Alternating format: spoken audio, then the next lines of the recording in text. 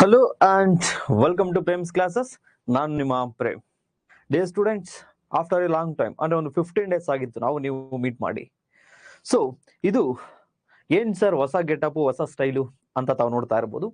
So economy ಆಯ್ತು, environment ಆಯ್ತು, constitution ಕೂಡ ಕಂಪ್ಲೀಟ್ ಆಯ್ತು.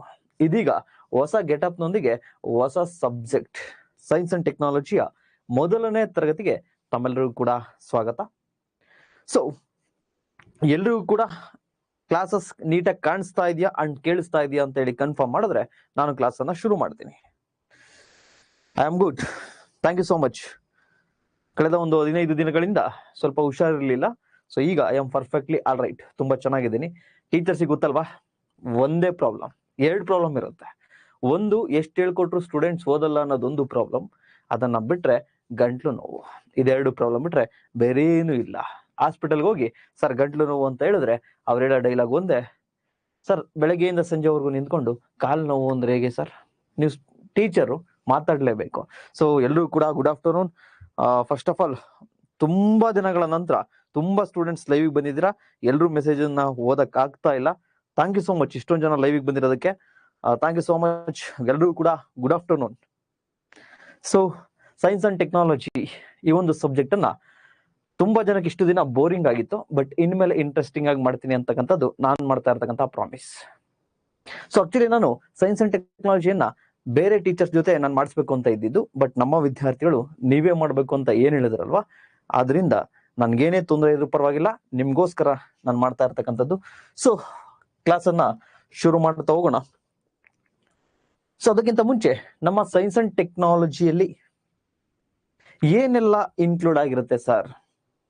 ಏನಾದ್ರು ಎಕನಾಮಿ ಮತ್ತೆ ಎನ್ವೈರನ್ಮೆಂಟ್ ಅಥವಾ ಕಾನ್ಸ್ಟಿಟ್ಯೂಷನ್ ತರ ಏನಾದ್ರು ಸ್ಪೆಷಲ್ ಇದೆಯಾ ಸರ್, ಅಥವಾ ಸ್ಪೆಷಾಲಿಟಿ ಇದೆಯಾ ಸರ್? ಸೊ ಏನೇನು ಇನ್ಕ್ಲೂಡ್ ಆಗುತ್ತೆ ಅಂತ ಹೇಳಿ ನೋಡ್ತಾ ಹೋಗೋಣ. ಫಸ್ಟ್, ಕೋರ್ಸ್ ಹೈಲೈಟ್ ಅನ್ನ ನೋಡ್ತಾ ಹೋದ್ರೆ ಕಾನ್ಸೆಪ್ಚುಯಲ್ ಕ್ಲಾರಿಟಿ. ನಾನು ಯಾವಾಗಲೂ ಕೂಡ ಸ್ಟೂಡೆಂಟ್ಸ್ ಕೇಳ್ತಾ ಇರ್ತೇನೆ, ನೋಡ್ರಿ ನೀವು HYT ಹೈ ಯೀಲ್ಡಿಂಗ್ ಟಾಪಿಕ್ಸ್ ಅನ್ನೇ ಓದ್ತಿರೋ, ಅಥವಾ ಹೈ ಯೀಲ್ಡಿಂಗ್ ಏರಿಯಾಸ್ ಅನ್ನೇ ಓದ್ತಿರೋ, ಅಥವಾ ಕ್ವಶನ್ ಪೇಪರ್ ಅನ್ನೇ ಓದ್ತಿರೋ, ಅದು ನನಗ್ ಬೇಡ. ಫಸ್ಟ್ ಆಫ್ ಆಲ್ ಸರ್, ಬರೀ ಹೈ ಯೀಲ್ಡಿಂಗ್ ಟಾಪಿಕ್ಸ್ ಅಥವಾ HYT ಅಥವಾ ಹೈ ಯೀಲ್ಡಿಂಗ್ ಏರಿಯಾಸ್ ಅಥವಾ PYQ ಅನ್ನ ಮಾಡಿ ಎಕ್ಸಾಮ್ ಪಾಸ್ ಆಗೋದವ್ರು ಇದಾರ ಸರ್? ಇದಾರೆ, ಅವರ ಪ್ರಮಾಣ ತುಂಬಾ ಕಡಿಮೆ. ನಾನು ಅದನ್ನ ಸಜೆಸ್ಟ್ ಮಾಡೋದು ಇಲ್ಲ. ಫಸ್ಟ್, ಯಾವುದೇ ಸಬ್ಜೆಕ್ಟ್ ಆಗಿರ್ಬೋದು, ಕಾನ್ಸೆಪ್ಚುಯಲ್ ಕ್ಲಾರಿಟಿ. ಇಷ್ಟು ದಿನ ಸೈನ್ಸ್ ಅನ್ನ ನನಗೆ ಗೊತ್ತು. ನಾನು ನಿನ್ನೆ ಒಬ್ರು ವಿದ್ಯಾರ್ಥಿಯನ್ನ ಕೇಳ್ತಾ ಇದ್ದೆ, ನೀವು ಸೈನ್ಸ್ ಅನ್ನ ಇಷ್ಟು ದಿನ ಹೇಗೆ ಓದ್ತಾ ಇದ್ರಿ ಹೇಳಿ ಅಂತ. ಬಿಕಾಸ್ ನಾನು ಸೈನ್ಸ್ ಅನ್ನ ಟೀಚ್ ಮಾಡಿರ್ಲಿಲ್ಲ ಇದಕ್ಕಿಂತ ಮುಂಚೆ ಹಾಫ್ಲಿನಲ್ಲಿ. ಅವ್ರು ಹೇಳಿದ್ರು, ಸರ್ ಬಾಯಟ್ ಮಾಡ್ತಾ ಇದ್ವಿ ಅಷ್ಟೇ ಸರ್ ಅಂತ. ಸೊ ಇನ್ನು ಮುಂದೆ ಬಾಯಟ್ ಮಾಡಬಾರ್ದು, ಕಾನ್ಸೆಪ್ಚುಯಲ್ ಕ್ಲಾರಿಟಿ ಕೊಡ್ತಕ್ಕಂಥದ್ದು ನನ್ನ ಕೆಲಸ, ಅಂಡ್ ಡೆಫಿನೆಟ್ಲಿ ಸಿಗುತ್ತೆ. Second one, pictographic teaching. ಏನ್ ಸರ್ ಪಿಕ್ಟೋಗ್ರಾಫಿಕ್ ಟೀಚಿಂಗ್ ಅಂದ್ರೆ? ಸೊ ತಮ್ಮೆಲ್ಲರಿಗೂ ಕೂಡ ಗೊತ್ತು. ಈಗ ಫಾರ್ ಎಕ್ಸಾಂಪಲ್, ಸಂಗೊಳ್ಳಿ ರಾಯಣ್ಣನನ್ನ ಓದ್ಕೊಂಬನ್ನಿ ಅಂದ್ರೆ ತಾವೆಲ್ಲರೂ ಏನ್ ಮಾಡ್ತೀರಾ? ಸೊ ಸಿಂಪಲ್ ಆಗಿ ತುಂಬಾ ಬೋರಿಂಗ್ ಆಗಿರುತ್ತೆ. ಒಂದು 30-40 ಪೇಜ್ ಇರುತ್ತೆ, ಸಂಗೊಳ್ಳಿ ರಾಯಣ್ಣನ ಬಗ್ಗೆ ಓದ್ತಾ ಓದ್ತಾ ಸ್ವಲ್ಪ ಬೋರಿಂಗ್ ಅನ್ಸುತ್ತೆ. ಬಿಕಾಸ್ ನಮ್ಮ ಸಬ್ ಕಾನ್ಶಿಯಸ್ ಮೈಂಡ್, ನಮ್ಮ ಮೈಂಡ್ ನ ಪವರ್ ಏನಂತಂದ್ರೆ, ಆ ರೀತಿ ಏನು ಲೆಟರ್ಸ್ ಇರುತ್ತಲ್ವಾ, ಅಂದ್ರೆ ನಿಮ್ಮ ಗದ್ಯದ ರೂಪದಲ್ಲಿ ಏನಿರುತ್ತಲ್ವಾ, ಅದು ಬೋರಿಂಗ್ ನಮ್ಮ ಸಬ್ ಕಾನ್ಶಿಯಸ್ ಮೈಂಡ್ಗೆ, ನಮ್ಮ ಕಾನ್ಶಿಯಸ್ ಮೈಂಡ್ಗೆ. ಸೊ ಅದೇ ಪಿಕ್ಟೋಗ್ರಾಫಿಕ್ ಮೆಮೊರಿ. ಸಂಗೊಳ್ಳಿ ರಾಯಣ್ಣಂದ ಒಂದೊಳ್ಳೆ ಸಿನಿಮಾ ತೋರಿಸಿದ್ರೆ 3 ಅವರ್ ನೋಡಿದ್ರು ಕೂಡ ತಮಗೆ ಬೋರ್ ಆಗಲ್ಲ. ಇಟ್ ಮೀನ್ಸ್ ನಮ್ಮ ಮೈಂಡ್ ಸೆಟ್ಗೆ ಸೂಟ್ ಆಗ್ತಾ ಇರ್ತಕ್ಕಂಥದ್ದು ಪಿಕ್ಟೋಗ್ರಾಫಿಕ್ ಮೆಮೊರಿ. ಪಿಕ್ಚರ್ ಮೂಲಕ ನಿಮಗೆ ಕಾನ್ಸೆಪ್ಟ್ ಅನ್ನ ಹೇಳ್ಬೇಕು. ನಾನು ಎಕನಾಮಿನಲ್ಲಿ ಮಾಡಿದ್ದು ಇದೆ, ಅದಕ್ಕೆ ನಿಮ್ಗೆ ಇಷ್ಟ ಆಗಿತ್ತು. ಸೊ ಈಗಲೂ ಕೂಡ ನಾನು ಈ ಸೈನ್ಸ್ ಅಲ್ಲೂ ಕೂಡ ಮಾಡ್ತಕ್ಕಂಥದ್ದು ಏನಂದ್ರೆ, ಪಿಕ್ಚರ್ ಅನ್ನ ತೋರಿಸುವುದರ ಮೂಲಕ ನಿಮಗೆ ತರಗತಿಯನ್ನ ಮಾಡ್ತಾ ಹೋಗ್ತೇನೆ. Number 2. Number 3, real life examples. ನೋಡಿ, ನೀವು ಎಕನಾಮಿನೇ ಓದಿ, ಎನ್ವೈರನ್ಮೆಂಟ್ ಓದಿ, ಸೈನ್ಸೇ ಓದಿ, ಅಥವಾ ಬೇರೆ ಯಾವುದೇ ಓದಿ, ರಿಯಲ್ ಲೈಫ್ಗೆ, ನಿಮ್ಮ ಲೈಫ್ಗೆ ಕಂಪೇರ್ ಮಾಡ್ಕೊಂಡಾಗ ಆಗ ಅದರಲ್ಲಿರ್ತಕ್ಕಂಥ ಮಜಾನೇ ಬೇರೆ. ಕಾನ್ಸೆಪ್ಟು ಲಾಂಗ್ ಟರ್ಮ್ ನೆನ್ಪುಳಿಯುತ್ತೆ. ಸೊ ಡೆಫಿನೆಟ್ಲಿ ನಾನು ಅದನ್ನ ಮಾಡ್ತೀನಿ, ರಿಯಲ್ ಲೈಫ್ ಎಕ್ಸಾಂಪಲ್ಸ್. ಸರ್ ಅಷ್ಟೇ ಸರ್, ಬೇರೆ ಏನಾದ್ರು ಇದೆಯಾ? ಡೆಫಿನೆಟ್ಲಿ ಇದೆ. PYQ and MCQ.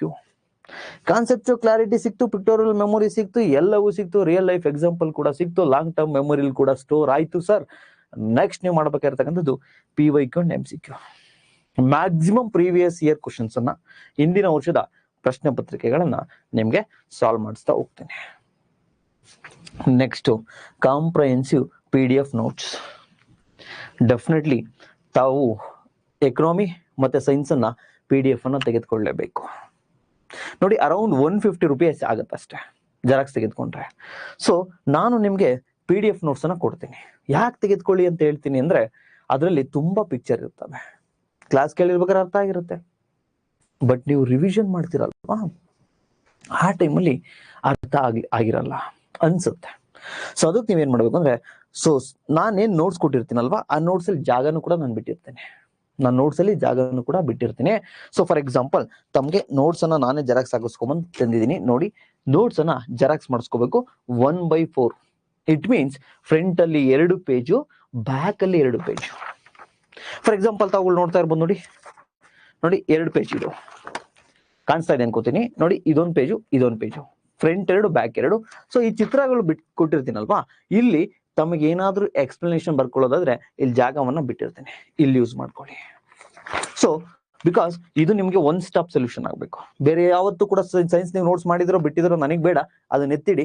ಈ ನೋಟ್ಸ್ ಅನ್ನ ಜೆರಾಕ್ಸ್ ತೆಗೆದುಕೊಂಡು ನೋಡಿ, ಫ್ರಂಟ್ 1 ಬ್ಯಾಕ್ ಅಂದ್ರೆ ಫ್ರಂಟ್ ಅಲ್ಲಿ 2, ಬ್ಯಾಕ್ ಸೈಡ್ ಅಲ್ಲಿ 2, 4. ನೋಡಿ ಇದೊಂದು ಪೇಜು, ಇದೊಂದು ಪೇಜು, 1/4 ಜೆರಾಕ್ಸ್ ಅನ್ನ ತೆಗೆದುಕೊಳ್ಳಿ.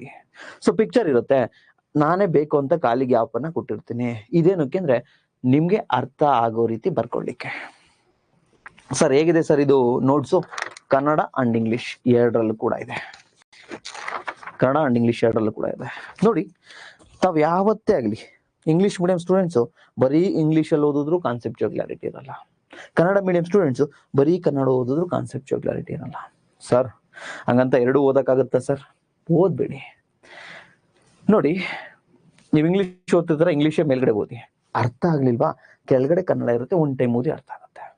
UPSC ಅವರು ನಾರ್ತ್ ಇಂಡಿಯನ್ ಸ್ಟೂಡೆಂಟ್ಸ್ ಯಾಕೆ ಸಕ್ಸಸ್ ಆಗ್ತಾರೆ ಅಂದ್ರೆ ಅವ್ರು ಏನ್ ಮಾಡ್ತಾರೆ ಗೊತ್ತಾ, ಇಂಗ್ಲಿಷ್ ಮೀಡಿಯಂ ಅಲ್ಲಿ ಓದಿರ್ತಾರೆ, ಅರ್ಥ ಆಗ್ಲಿಲ್ವಾ ಹಿಂದಿ ಕೆಳಗಡೆ ಇರುತ್ತೆ ಕ್ವಶನ್ ಪೇಪರ್ ಅಲ್ಲಿ ಓದ್ತಾರೆ, ಅರ್ಥ ಮಾಡ್ಕೋತಾರೆ. ಇಟ್ ಮೀನ್ಸ್ ನಮ್ಗೆ ಫಾರ್ ಎಕ್ಸಾಂಪಲ್ ಈಗ ಎಲ್ಲೋ ಹೋಗ್ತಾ ಇರ್ತೀವಿ, ಬಿದ್ದೆ ಅನ್ಕೊಡಿ, ಬಿದ್ದ ತಕ್ಷಣ ಅಯ್ಯೋ ಮಮ್ಮಿ ಬನ್ನಿ ಅಂತೀನ, ಅಯ್ಯೋ ಅಮ್ಮ ಅಂತೇನೆ. ನಿಮ್ಗೆ ಕನ್ಸು ಈಗ ಸುಂದರವಾದಂತಹ ಕನ್ಸು ಬೀಳೋ ವಯಸ್ಸಿದು, ಚಂದ ಹುಡುಗಿ ತಮ್ಮ ಕನ್ಸಲ್ಲಿ ಬರ್ತಾಳೆ, ಕನ್ಸಲ್ಲಿ ಬಂದಿರ್ತಕ್ಕಂಥವಳು ಏನೇನೋ ಮಾತಾಡ್ತಾ ಇರ್ತಾಳೆ, ಇಂಗ್ಲಿಷಲ್ಲಿ ಮಾತಾಡ್ತಾಳ? ನೋ, ನಿಮ್ಮ ಮಾತೃ ಭಾಷೆಯಲ್ಲೇ ಕನ್ಸು ಬೀಳೋದು. ಕಾನ್ಸೆಪ್ಟ್ ಕ್ಲಾರಿಟಿ ಸಿಗ್ಬೇಕಂದ್ರೆ ನಿಮ್ಮ ಮಾತೃ ಭಾಷೆಯಲ್ಲಿ ಕೂಡ ಓದ್ಬೇಕಾಗತ್ತೆ. ಸೊ ಇಂಗ್ಲಿಷು ಹೆಲ್ಪ್ ಆಗುತ್ತೆ, ಕನ್ನಡನೂ ಹೆಲ್ಪ್ ಆಗುತ್ತೆ. ಎರಡೂ ನೋಟ್ಸ್ ಅನ್ನು ಕೂಡ ಕೊಟ್ಟಿರ್ತೀನಿ, ಎರಡೂ ಮಾಧ್ಯಮದಲ್ಲಿ ಕೂಡ ಟೀಚಿಂಗ್ ಇರುತ್ತೆ. ಸರ್ ನೋಟ್ಸ್ ಹೆಂಗೆ ಸರ್ ಜೆರಾಕ್ಸ್ ತೆಗೆದುಕೊಳ್ಳೋದು? ನೋಟ್ಸ್ ಹೆಂಗೆ ಸರ್ ಜೆರಾಕ್ಸ್ ತೆಗೆದುಕೊಳ್ಳೋದು? Simple sir, 1/4 ತೆಗೆದುಕೋಬೇಕಲ್ವೇ?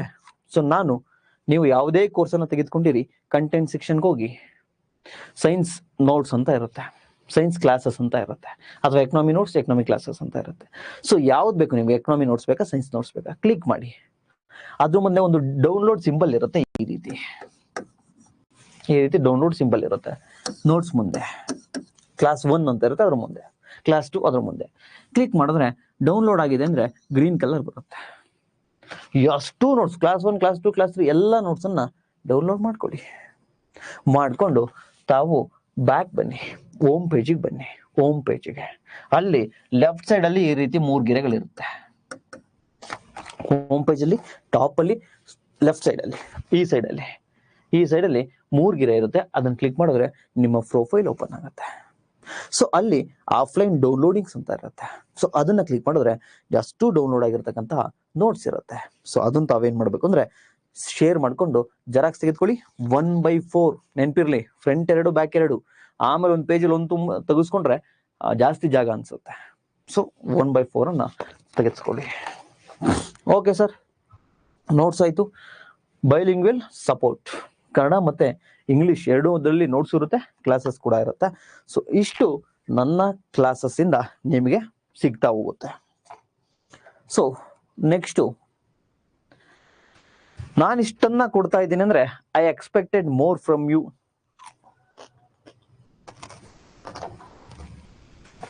ನಾನು ನಿಮ್ಗೆ ಇಷ್ಟನ್ನ ಕೊಡ್ತಾ ಇದ್ದೀನಿ ಅಂದ್ರೆ I expect more from you. ನಿಮ್ಮಿಂದ ಕೂಡ ಒಂದಷ್ಟು ಎಕ್ಸ್ಪೆಕ್ಟೇಷನ್ ನನ್ನಿಂದ ಇರುತ್ತೆ. ಸೊ ನಿಮ್ಮಿಂದ ನಾನೇನ್ ಎಕ್ಸ್ಪೆಕ್ಟ್ ಮಾಡ್ತೀನಿ ಈ ಕ್ಲಾಸಸ್ ಅಲ್ಲಿ ಅಂದ್ರೆ ಸಿಂಪಲ್. ಈಗ ಎಷ್ಟೋ ವಿದ್ಯಾರ್ಥಿಗಳು ಆಕ್ಟ್ ಮಾಡ್ತಾ ಇರ್ತೀರಾ, ಕ್ಲಾಸ್ ಕೇಳೋ ತರ ಆಕ್ಟ್ ಮಾಡ್ತಾ ಇರ್ತೀರಾ. ಆಕ್ಟಿಂಗ್ ಮಾಡಬೇಡಿ. ನೋಡಿ, ನೀವು ಕೂತ್ಕೊಂಡಿರ್ತೀರಲ್ವಾ, ಸುಮ್ಮನೆ ಇಯರ್ಫೋನ್ ಹಾಕೊಂಡು ಯಾವುದೋ ಲೈಬ್ರರಿಯಲ್ಲಿ ಕೂತ್ಕೊಂಡು ಸುಮ್ಮನೆ ಕೇಳ್ತಾ ಇರ್ತೀರಾ. ನಿಮ್ಮ ಮೈಂಡು ಒಂದು 10 ನಿಮಿಷ ಆದ್ಮೇಲೆ ಹಿಂದೆಲ್ಲ ಹೋಗುತ್ತೆ. ಹಾಗೆ ತಮ್ಗೆ ಏನು ಅನ್ಸುತ್ತೆ ಅಂದ್ರೆ, ಕಾನ್ಸೆಪ್ಟ್ ಜಾಸ್ತಿ ಆಯ್ತು ಅನ್ಸ್ತಾ ಇದೆ, ಬೇಜಾರಾಗ್ತಾ ಇದೆ ಅನ್ಸುತ್ತೆ. ಸೊ 1 ಮಿನಿಟ್ ಕೂಡ ಕಾನ್ಸಂಟ್ರೇಷನ್ ಬ್ರೇಕ್ ಆಗಬಾರ್ದು.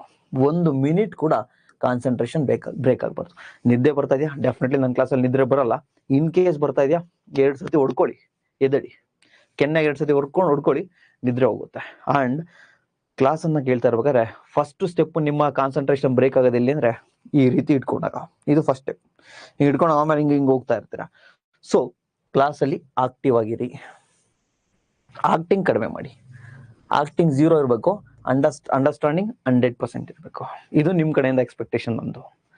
Second one, active listening. ಸುಮ್ಮನೆ ಕ್ಲಾಸ್ ಹಾಕೊಂಡು ಸುಮ್ಮನೆ ಕೇಳ್ತಾ ಇದ್ರೆ ನಿಮ್ಮ ಕಿವಿಗೆ ಎಕ್ಸರ್ಸೈಸ್ ಆಗುತ್ತೆ ಅಷ್ಟೇ, ಬಟ್ ನಿಮ್ ಬ್ರೈನಿಗೆ ಎಕ್ಸರ್ಸೈಸ್ ಆಗಲ್ಲ. ಬ್ರೈನ್ಗೆ ಯಾವಾಗ ಎಕ್ಸರ್ಸೈಸ್ ಆಗುತ್ತೆ ಅಂದ್ರೆ, ಏನ್ ಕೇಳ್ತಾ ಇದ್ದೀರೋ ಅದನ್ನ ನೀವು ನೋಡ್ತಾ ಇರ್ತೀರ ಸ್ಕ್ರೀನ್ ಮೇಲೆ, ದೆನ್ ಅದನ್ನ ಅರ್ಥ ಮಾಡ್ಕೊಳ್ಳಿಕ್ಕೆ ಪ್ರಯತ್ನವನ್ನ ಪಡಬೇಕು. ಸೊ ಆಕ್ಟಿವ್ ಲಿಸ್ನಿಂಗ್ ಬೇಕು. ಸುಮ್ಮನೆ ಪ್ಯಾಸಿವ್ ಲಿಸ್ನಿಂಗ್, ಸುಮ್ಮನೆ ಕೇಳ್ಕೊಂಡು ಯಾವ್ದೋ ಹಾಡು ಈಗ ಫಾರ್ ಎಕ್ಸಾಂಪಲ್ ಮನೇಲಿ ಅಮ್ಮ ಬಟ್ಟೆ ವಾಶ್ ಮಾಡ್ತಾ ಇರ್ತಾರೆ, ಟಿವಿ ಆನ್ ಆಗಿರುತ್ತೆ, ಕೇಳ್ಕೊಂಡು ಬಟ್ಟೆ ವಾಶ್ ಮಾಡ್ತಾ ಇರ್ತಾರೆ. ಜಸ್ಟ್ ಸುಮ್ಮನೆ ಅದ್ರ ಪಾಡ್ಗದ ಆಡ್ತಾ ಇರುತ್ತೆ, ಇವ್ರ ಪಾಡಿಗೆ ಇವ್ರು ಮಾಡ್ತಾ ಇರ್ತಾರೆ, ಜಸ್ಟ್ ಕೇಳ್ತಾ ಇರ್ತಾರೆ, ಅದ್ರ ಬಗ್ಗೆ ಕಾನ್ಸಂಟ್ರೇಷನ್ ಮಾಡಲ್ಲ. So don't hear, just listen. ಕೇಳ್ಬೇಡಿ, ಆಲಿಸ್ಬೇಕು. ಫಾರ್ ಎಕ್ಸಾಂಪಲ್ ಕ್ಲಾಸ್ ರೂಮ್ ಅಲ್ಲಿ ಕೂತ್ಕೊಂಡು ಒಬ್ಬ ಹುಡುಗ ಯಾವ್ದೋ ಹುಡುಗಿ ಬಗ್ಗೆ ಯೋಚನೆ ಮಾಡ್ತಾ ಇರ್ತಾನೆ, ಕೇಳಿಸ್ಕೊತಾ ಇರ್ತಾನೆ ನಾನು ಪಾಠ ಮಾಡೋದನ್ನ. ಬಟ್ ಸಡನ್ ಆಗಿ ಪ್ರಶ್ನೆ ಕೇಳಿದ್ರೆ ಸ್ವಲ್ಪ ಗಾಬರಿ ಬಿದ್ದು ಆನ್ಸರ್ ಮಾಡ್ಲಿಕ್ಕೆ ಆಗಲ್ಲ. ಇಟ್ ಮೀನ್ಸ್ ಪಾಸಿವ್ ಲಿಸ್ನಿಂಗ್ ಬೇಡ, ಆಕ್ಟಿವ್ ಲಿಸ್ನಿಂಗ್ ನಿಮ್ಮಿಂದ ಇರಬೇಕು. ವಾಟ್ಸಪ್ ನೋಟಿಫಿಕೇಶನ್ ಆಫ್ ಮಾಡಿ, ಎಲ್ಲ ನೋಟಿಫಿಕೇಶನ್ ಆಫ್ ಮಾಡಿ, ಇಲ್ಲ ಸಾಧ್ಯವಾದ್ರೆ ಸ್ವಿಚ್ ಆಫ್ ಮಾಡಿ, ವೈಫೈ ಕನೆಕ್ಟ್ ಮಾಡ್ಕೊಂಡು ಕ್ಲಾಸ್ ಅನ್ನ ನೋಡಿ. ಮಧ್ಯೆ ಬ್ರೇಕ್ ತಗೊಳ್ಳಿ. ನೆಕ್ಸ್ಟ್, ಎಲ್ಲೋ ಹೋಗ್ತಾ ಕೇಳೋದು, ನಿದ್ರೆ ಇನ್ನೇನ್ ಬರ್ತಾ ಇದೆ ಆ ಟೈಮಲ್ಲಿ ಕೇಳೋದು ಮಾಡಬೇಡಿ. ನಿದ್ರೆ ಬರ್ತಾ ಇದೆಯಾ, ವಾಶ್ರೂಮ್ಗೆ ಹೋಗಿ ಮುಖ ತೊಳ್ಕೊಂಡು ಬಂದು ಕುತ್ಕೊಂಡು ಕೇಳಿ. ಸೊ ನನಗೆ ಬೇಕಾಗಿರ್ತಕ್ಕಂಥದ್ದು active participation, active listening. Class ಅನ್ನ ನೀವು ಕೇಳ್ಬೇಕಾಗತ್ತೆ. ಅಂಡ್ ನೋಡಿ, ಯಾವುದೇ ಕಾರಣಕ್ಕೂ ಫಸ್ಟ್ ಕ್ಲಾಸು ಒಳ್ಳೆ ಎನರ್ಜಿ ಇದೆ, ಎಲ್ರು ಲೈವಿಗೆ ಬಂದಿದ್ದೀರಾ, ತುಂಬಾ ಜನ ಲೈವಿಗೆ ಬಂದಿದ್ದೀರಾ. ನನ್ ಆಫ್ಲೈನ್ ನೋಡೋದೇ ಜಾಸ್ತಿ, ಅಂದ್ರೆ ಲೈವ್ ಬಿಟ್ಟು ನೋಡೋದೇ ಜಾಸ್ತಿ. ಬಟ್ ಈ ರೀತಿ ಲೈಫ್ ನಿಮ್ದು ಆಗ್ಬಾರ್ದು. ಫಾರ್ ಎಕ್ಸಾಂಪಲ್ 6th ಸ್ಟ್ಯಾಂಡರ್ಡ್ ಅಲ್ಲಿ ಹುಡುಗ ಇದ್ದಾಗ ಏನಾಗ್ತೀಯ ಮಗನೇ ಅಂತ ಟೀಚರ್ ಕೇಳಿದ್ರೆ, ಐ ವಿಲ್ ಬಿ ಸೈಂಟಿಸ್ಟ್, ನಾನು ಸೈಂಟಿಸ್ಟ್ ಆಗ್ತೀನಿ ಅಂತ ಹೇಳುತ್ತೆ. 10th ಕ್ಲಾಸಿಗೆ ಬಂದಾಗ ಐ ವಿಲ್ ಬಿ ಇಂಜಿನಿಯರ್, ನಾನು ವಿಶ್ವೇಶ್ವರಯ್ಯನ ತರ ಇಂಜಿನಿಯರ್ ಆಗ್ತೀನಿ ಮೇಡಮ್ ಅಂತ ಹೇಳುತ್ತೆ. ಅದೇ ಇನ್ನೇನು ಡಿಗ್ರಿಗೆ ಬಂತು, PUC ಮುಗಿತಾ ಇದೆ, ಆ ಟೈಮಲ್ಲಿ ನಾನು ಸ್ಕೂಲ್ ಟೀಚರ್ ಆದ್ರೆ ಸಾಕು.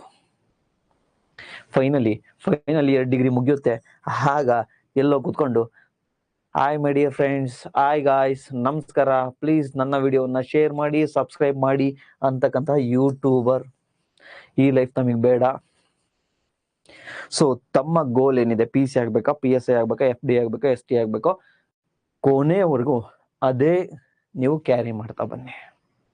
ನೆಕ್ಸ್ಟ್ ಒನ್, ಫಸ್ಟ್ ಕ್ಲಾಸು ತುಂಬಾ ಜನ ಬಂದಿದ್ದೀರಾ, ಈ ರೀತಿ ಎಕ್ಸೈಟ್ಮೆಂಟ್ ಆಗಿ ಬರ್ತಾ ಇದ್ರ, I am going to on adventure science class. Sir ಹೆಂಗ್ ಮಾಡ್ತಾರೋ ಏನೋ, ಒಂದು ಅಡ್ವೆಂಚರ್ ಇರ್ಲಿ, ಒಂದು ಥ್ರಿಲ್ ಇರ್ಲಿ, ಸಬ್ಜೆಕ್ಟ್ ಹೆಂಗಿದ್ಯೇನೋ, 3 ಸಬ್ಜೆಕ್ಟ್ ಆಯ್ತು, ಅವ್ರ ಮುಖ ನೋಡಿ ಬೇಸರ ಆಗಿದೆ, ಒಂದು 15 ದಿನ ರಜಾ ಬೇರೆ ತಗೊಂಡವ್ರೆ, ಏನಾದ್ರು ಸ್ಪೆಷಲ್ ಆಗಿ ಮಾಡ್ಕೊಂಡ್ ಬಂದಿರ್ತಾರೆ ಅಂತ ಹೇಳಿ ಫಸ್ಟ್ ಕ್ಲಾಸಲ್ಲಿ ಹಿಂಗ್ ಬರ್ತೀರಾ.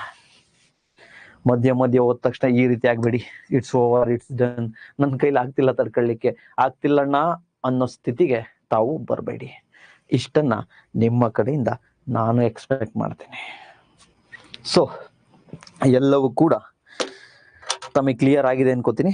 ಕ್ಲಾಸ್ ಅನ್ನ ಶುರು ಮಾಡೋಣವೇ? Lion is back. Thank you so much sir. ಏನಾದರೂ ಆಗುವ ಮೊದಲು ಮಾನವನಾಗು. But thank you. ಶುರು ಮಾಡೋಣವೇ?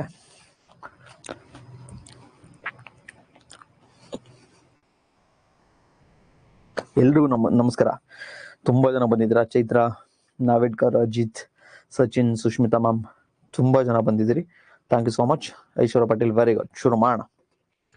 Okay, first class. So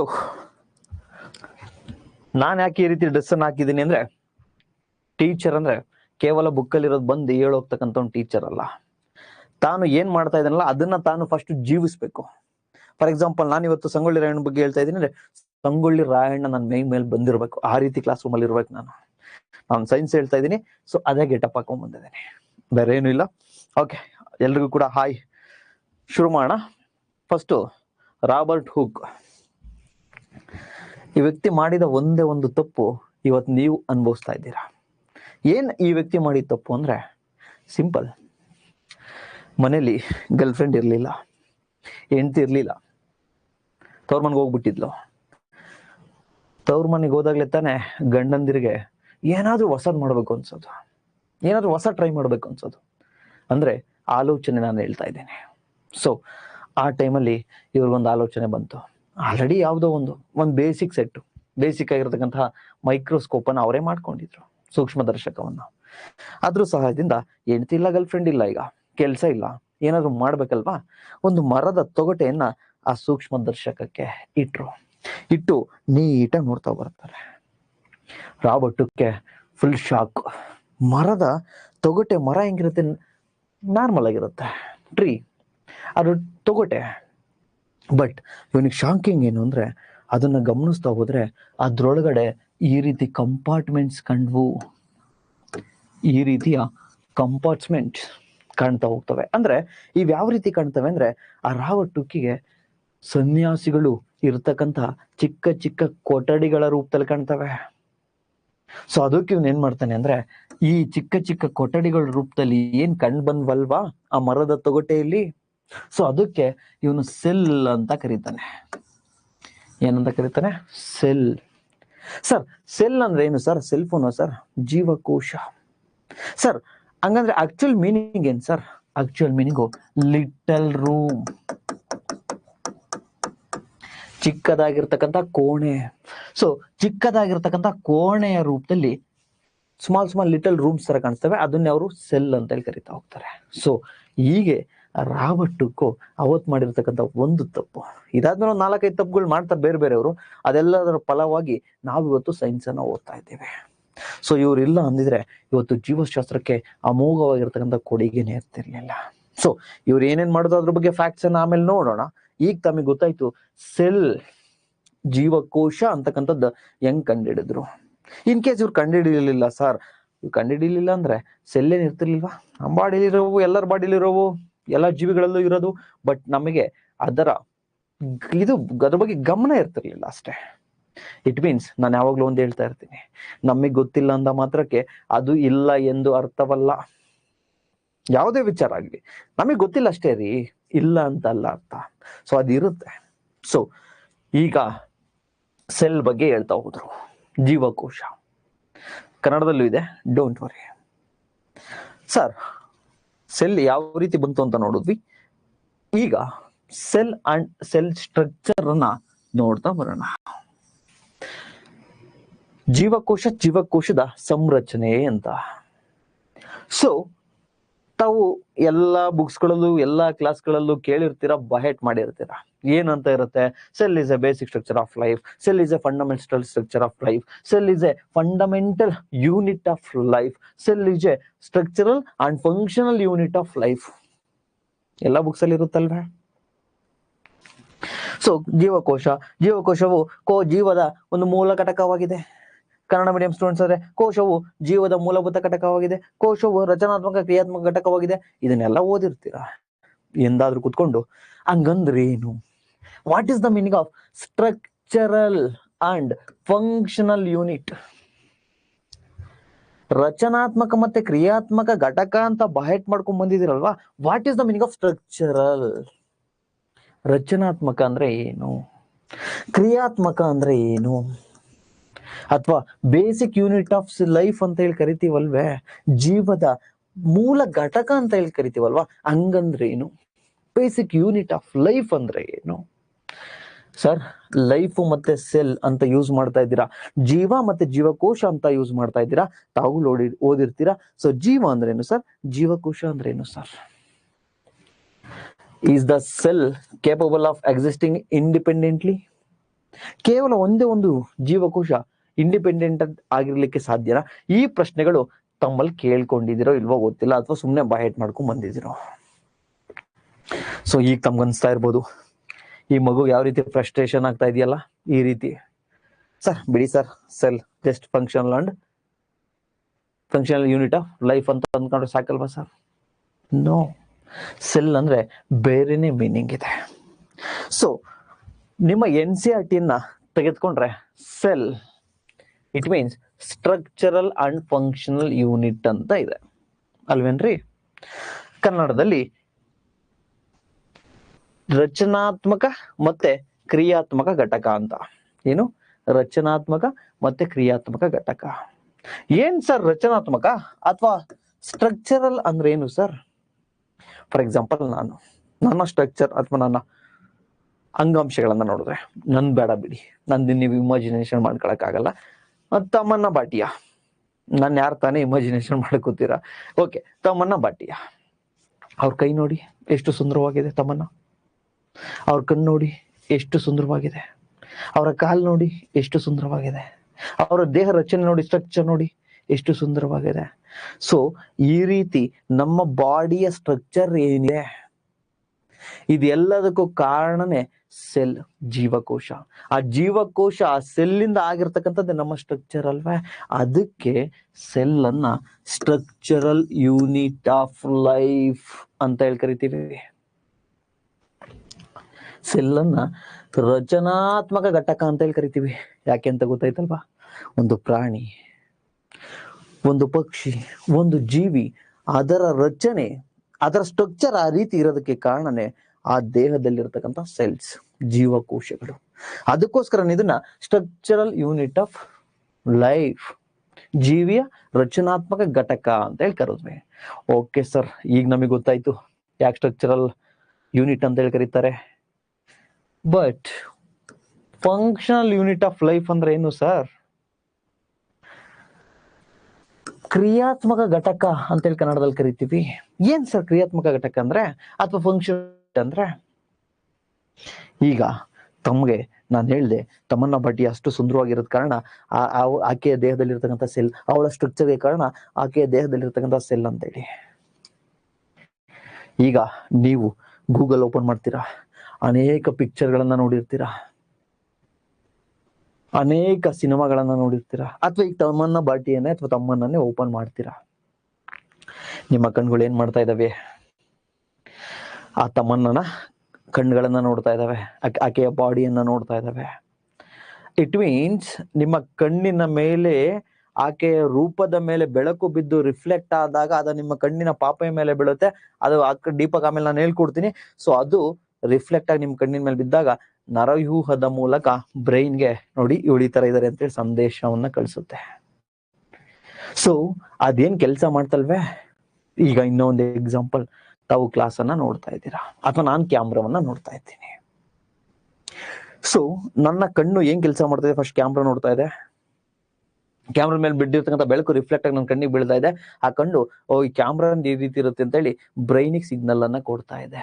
it means ಇಲ್ಲೊಂದು ಕಾರ್ಯ ಆಯ್ತಲ್ವಾ, ಕ್ರಿಯೆ ಆಯ್ತಲ್ವಾ. ಸೊ ಇದನ್ನೇ functional unit of life. So ಈ ಕಾರ್ಯವನ್ನು ಮಾಡ್ಲಿಕ್ಕೆ, ನಾನು ತಮ್ಮನ್ನ ಬಾಟಿಯವನ್ನ ನೋಡ್ಲಿಕ್ಕೆ, ನೀವು ತರಗತಿಗಳನ್ನ ನೋಡ್ತಾ ಇರೋದಕ್ಕೆ ಒಂದು ಕೆಲಸ ನಡೀತಾ ಇದೆಯಲ್ವಾ, ಒಂದು ಫಂಕ್ಷನ್ ನಡೀತಾ ಇದೆಯಲ್ವಾ, ಅದಕ್ಕೆ ಕಾರಣ ಯಾವುದು? ನಿಮ್ಮ ಜೀವಕೋಶ, ನಿಮ್ಮ ಕಣ್ಣಿನಲ್ಲಿರ್ತಕ್ಕಂಥ ಜೀವಕೋಶ, ಅಲ್ಲಿರ್ತಕ್ಕಂಥ ಸೆಲ್ಗಳೇ ಕಾರಣ. ಸೊ ಅಥವಾ ನಾನೀಗ ನಡ್ಕೊಂಡು ಬರ್ತಾ ಇದ್ದೀನಿ, ಅಥವಾ ಓಡ್ತಾ ಇದ್ದೀನಿ, ಅಥವಾ ಕ್ಲಾಸ್ ಮಾಡ್ತಾ ಇದ್ದೀನಿ, ಅಥವಾ ಡ್ಯಾನ್ಸ್ ಮಾಡ್ತಾ ಇದ್ದೀನಿ, ಇಷ್ಟೆಲ್ಲ ಮಾಡ್ತಾ ಇದ್ದೀನಿ ಅಂದ್ರೆ ಫಂಕ್ಷನ್ ಆಗ್ತಾ ಇದೆಯಲ್ವಾ, ಕ್ರಿಯೆಗಳು ನಡೀತಾ ಇದೆಯಲ್ವಾ. ಸೊ ಈ ಕ್ರಿಯೆಗಳನ್ನ ನಾನು ನಡೆಸ್ಲಿಕ್ಕೆ ಅಥವಾ ಕೈಗಳನ್ನ ಹಿಂಗ್ ನಾನು ಆಡಿಸ್ಲಿಕ್ಕೆ ಕಾರಣ ಆಗಿರ್ತಕ್ಕಂಥದ್ದು ಯಾವುದು? ಸೆಲ್, ಜೀವಕೋಶ. ಸೊ ಈಗ ತಮಗೆ ಗೊತ್ತಾಯ್ತು, cell is A structural and functional unit of life. ರಚನಾತ್ಮಕ ಅಂದ್ರೆ ನಮ್ಮ ರಚನೆ, ನಮ್ಮ ಸ್ಟ್ರಕ್ಚರ್ಗೆ, ಮತ್ತೆ ಕ್ರಿಯಾತ್ಮಕ ನಮ್ಮ ಎಲ್ಲಾ ಕೆಲಸಗಳಿಗೆ ಮೂಲ ಘಟಕ ಯಾವುದು? ಸೆಲ್. ಅದಕ್ಕೇನೆ structural and functional unit of life ಅಂತ ಹೇಳಿ ಕರೀತಾ ಹೋಗ್ತೇವೆ. ಓಕೆ ಸರ್, ಈಗ ನಮಗೆ ಅರ್ಥ ಆಯ್ತು structural and functional unit of life ಅಂದ್ರೆ ಏನು ಅಂತ. But what is the meaning of basic unit of life? Cell is A basic unit of life ಅಂತ ಹೇಳಿ ಕರಿತೀವಲ್ವಾ ಸರ್? ಜೀವಕೋಶವು ಜೀವಿಯ ಪ್ರಮುಖ ಘಟಕವಾಗಿದೆ, ಅಥವಾ ಜೀವಕೋಶವು ಜೀವಿಯ ಮೂಲ ಘಟಕವಾಗಿದೆ ಅಂತ ಓದಿರ್ತಿರಲ್ವೇ? ಹಂಗಂದ್ರೆ ಏನು ಸರ್? ಸಿಂಪಲ್. ನಾನೀಗ ಮಾತಾಡ್ತಾ ಇದ್ದೀನಿ, ಆಕ್ಟ್ ಮಾಡ್ತಾ ಇದ್ದೀನಿ, ಕ್ಲಾಸನ್ನ ಮಾಡ್ತಾ ಇದ್ದೀನಿ. ಇದಕ್ಕೆಲ್ಲ ಕಾರಣ ನನ್ನಲ್ಲಿರ್ತಕ್ಕಂಥ ಜೀವಂತ ಸೆಲ್ಗಳಲ್ವಾ, ಜೀವಂತ ಜೀವಕೋಶಗಳಲ್ವಾ, ಲಿವಿಂಗ್ ಸೆಲ್ಸ್ ಅಲ್ವಾ. ಸೊ ಇಲ್ಲಿ ಜೀವಿ ಅಂತ ಅನ್ನಿಸ್ಕೋಬೇಕು ಅಂದ್ರೆ ಅದಕ್ಕೆ ಲಿವಿಂಗ್ ಸೆಲ್ಸ್ ಇರಬೇಕು, ಬದುಕಿರ್ತಕ್ಕಂಥ ಜೀವಕೋಶಗಳಿರ್ಬೇಕು. ನಾನ್ ಮಾತಾಡ್ತಾ ಇರ್ತಕ್ಕಂಥದ್ದು ಬದುಕಿರ್ತಕ್ಕಂಥವ್ರ ಬಗ್ಗೆ. ಎಷ್ಟೋ ಜನ ಕ್ಲಾಸ್ ಅನ್ನ ಕೇಳ್ಕೊಂಡು ಕೂಡ ಬದುಕಿದ್ರು ಬದುಕಿಲ್ದೇ ಇರ್ತಕ್ಕಂಥವ್ರು ಇದ್ದೀರಾ. ನಾನು ಅದ್ರ ಬಗ್ಗೆ ಮಾತಾಡ್ತಿಲ್ಲ. ನಾನು ಇಲ್ಲಿ ಮಾತಾಡ್ತಾ ಇರ್ತಕ್ಕಂಥ ಸಿಂಪಲ್, ಒಂದು ಜೀವಿ ಬದುಕಿದ್ರೆ ಆ ಜೀವಿ ಮಾಡ್ತಕ್ಕಂಥ ಎಲ್ಲಾ ಕೆಲಸಗಳಿಗೂ ಕೂಡ ಏನ್ ಕಾರಣ? ಸೆಲ್ಲೇ ಕಾರಣ. It means all living organisms are made up of cells. ಎಲ್ಲಾ ಜೀವಿಗಳು ಕೂಡ ಜೀವಂತ ಜೀವಕೋಶಗಳಿಂದ ಮಾಡಲ್ಪಟ್ಟಿವೆ. In case if there is no cells, non living. In case ಅದರಲ್ಲಿ ಜೀವಕೋಶಗಳೇ ಇಲ್ಲ ಅಂದ್ರೆ ಅದು ಅಜೈವಿಕ, ಜೀವ ಇಲ್ಲದೆ ಇರೋದು. ಫಾರ್ ಎಕ್ಸಾಂಪಲ್, ಈ ಪೆನ್, ಇದಕ್ಕೆ ಜೀವಕೋಶ ಇದೆಯೇನ್ರಿ? ಇಲ್ಲ. ಸೊ ಇದಕ್ಕೆ ಜೀವ ಇದೆಯೇನ್ರಿ? ಇಲ್ಲ. ಸೊ ಇದೇನ್ರಿ? ನಿರ್ಜೀವಿ. ನಾನು ಜೀವ ಆಗಿದ್ದೀನಿ ಅಂತ ಕಾರಣ ಯಾವ್ದ್ರಿ? ಸೆಲ್. ಇಟ್ ಮೀನ್ಸ್ ನೀವು ಲೈಫ್ ಅಥವಾ ಜೀವಿ ಅನ್ನಿಸ್ಕೋಬೇಕು ಅಂದ್ರೆ ನಿಮ್ಮಲ್ಲಿ ಏನ್ರಿ ಇರ್ಬೇಕು? ಲಿವಿಂಗ್ ಸೆಲ್ಸ್ ಇರ್ಬೇಕಲ್ವೇನ್ರಿ? ಜೀವಕೋಶಗಳಿರ್ಬೇಕು. ಇನ್ ಕೇಸ್ ಈ ಲಿವಿಂಗ್ ಸೆಲ್ಸೇ ಇಲ್ಲ ಅಂದ್ರೆ ಇದು ಜೀವಿ ಅನ್ಸ್ಕೊಳುತ್ತಾ? ನೋ. ಸೊ ಅದಕ್ಕೆ cell is a basic unit of life. ಮೂಲ ಘಟಕ, ಜೀವಿಯ ಮೂಲ ಘಟಕ.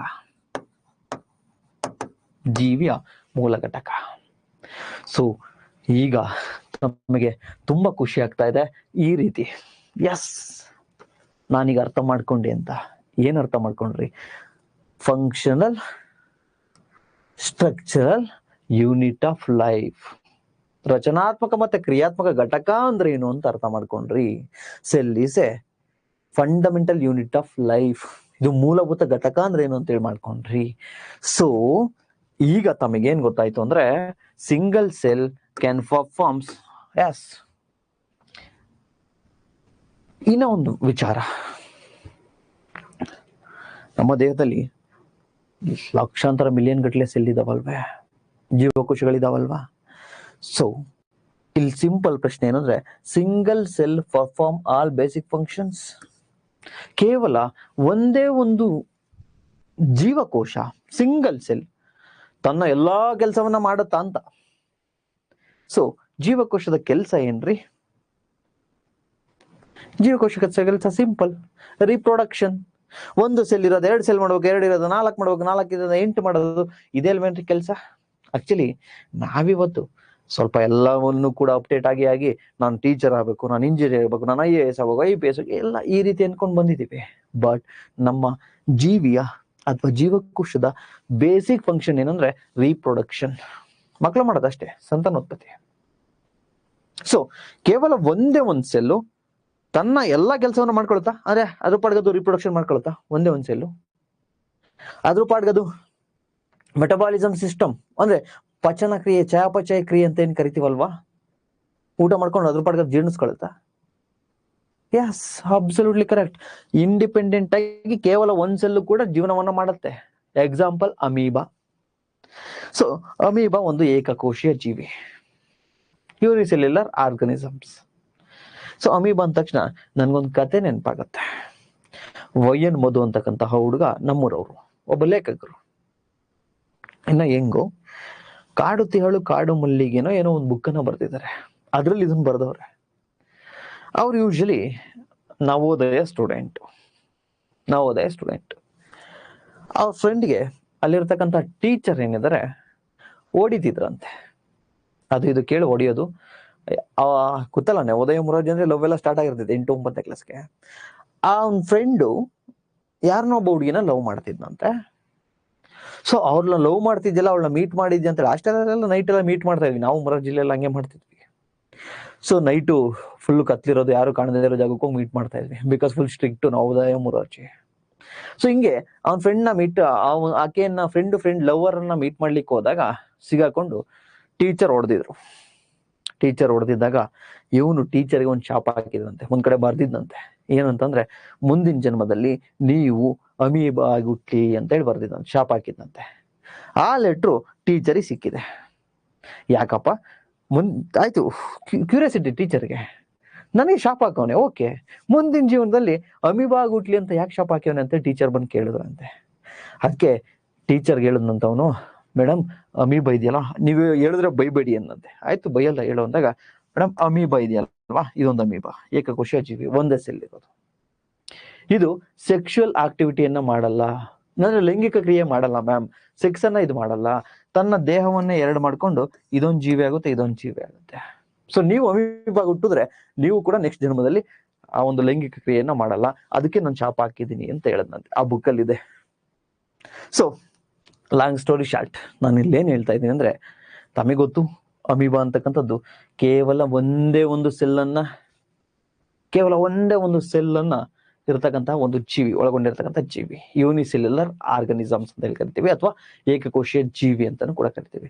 ಇಟ್ ಮೀನ್ಸ್ ಯಾವ್ದೋ ಒಂದು ಎಕ್ಸಾಂಪಲ್ ಆಲ್ರೆಡಿ PYQ ಆಗಿದೆ. ಏನ್ PYQ ಅಂತಂದ್ರೆ, a single cell performs all basic functions. Yes, correct. ಒಂದೇ ಒಂದು ಕೋಶ ಇರ್ತಕ್ಕಂಥದ್ದು, ಒಂದೇ ಒಂದು ಜೀವಕೋಶ ಎಲ್ಲಾ ಮೂಲಭೂತ ಕಾರ್ಯಗಳನ್ನು ನಿರ್ವಹಿಸುತ್ತೆ. Yes, absolutely correct. For example ಅದಕ್ಕೆ ಅಮೀಬಾ. ಸೊ ಇದ್ರ ಬಗ್ಗೆ ನಾನು ಡೀಟೇಲ್ ಆಗಿ ಆಮೇಲೆ ಹೇಳ್ಕೊಡ್ತೀನಿ. ಸೊ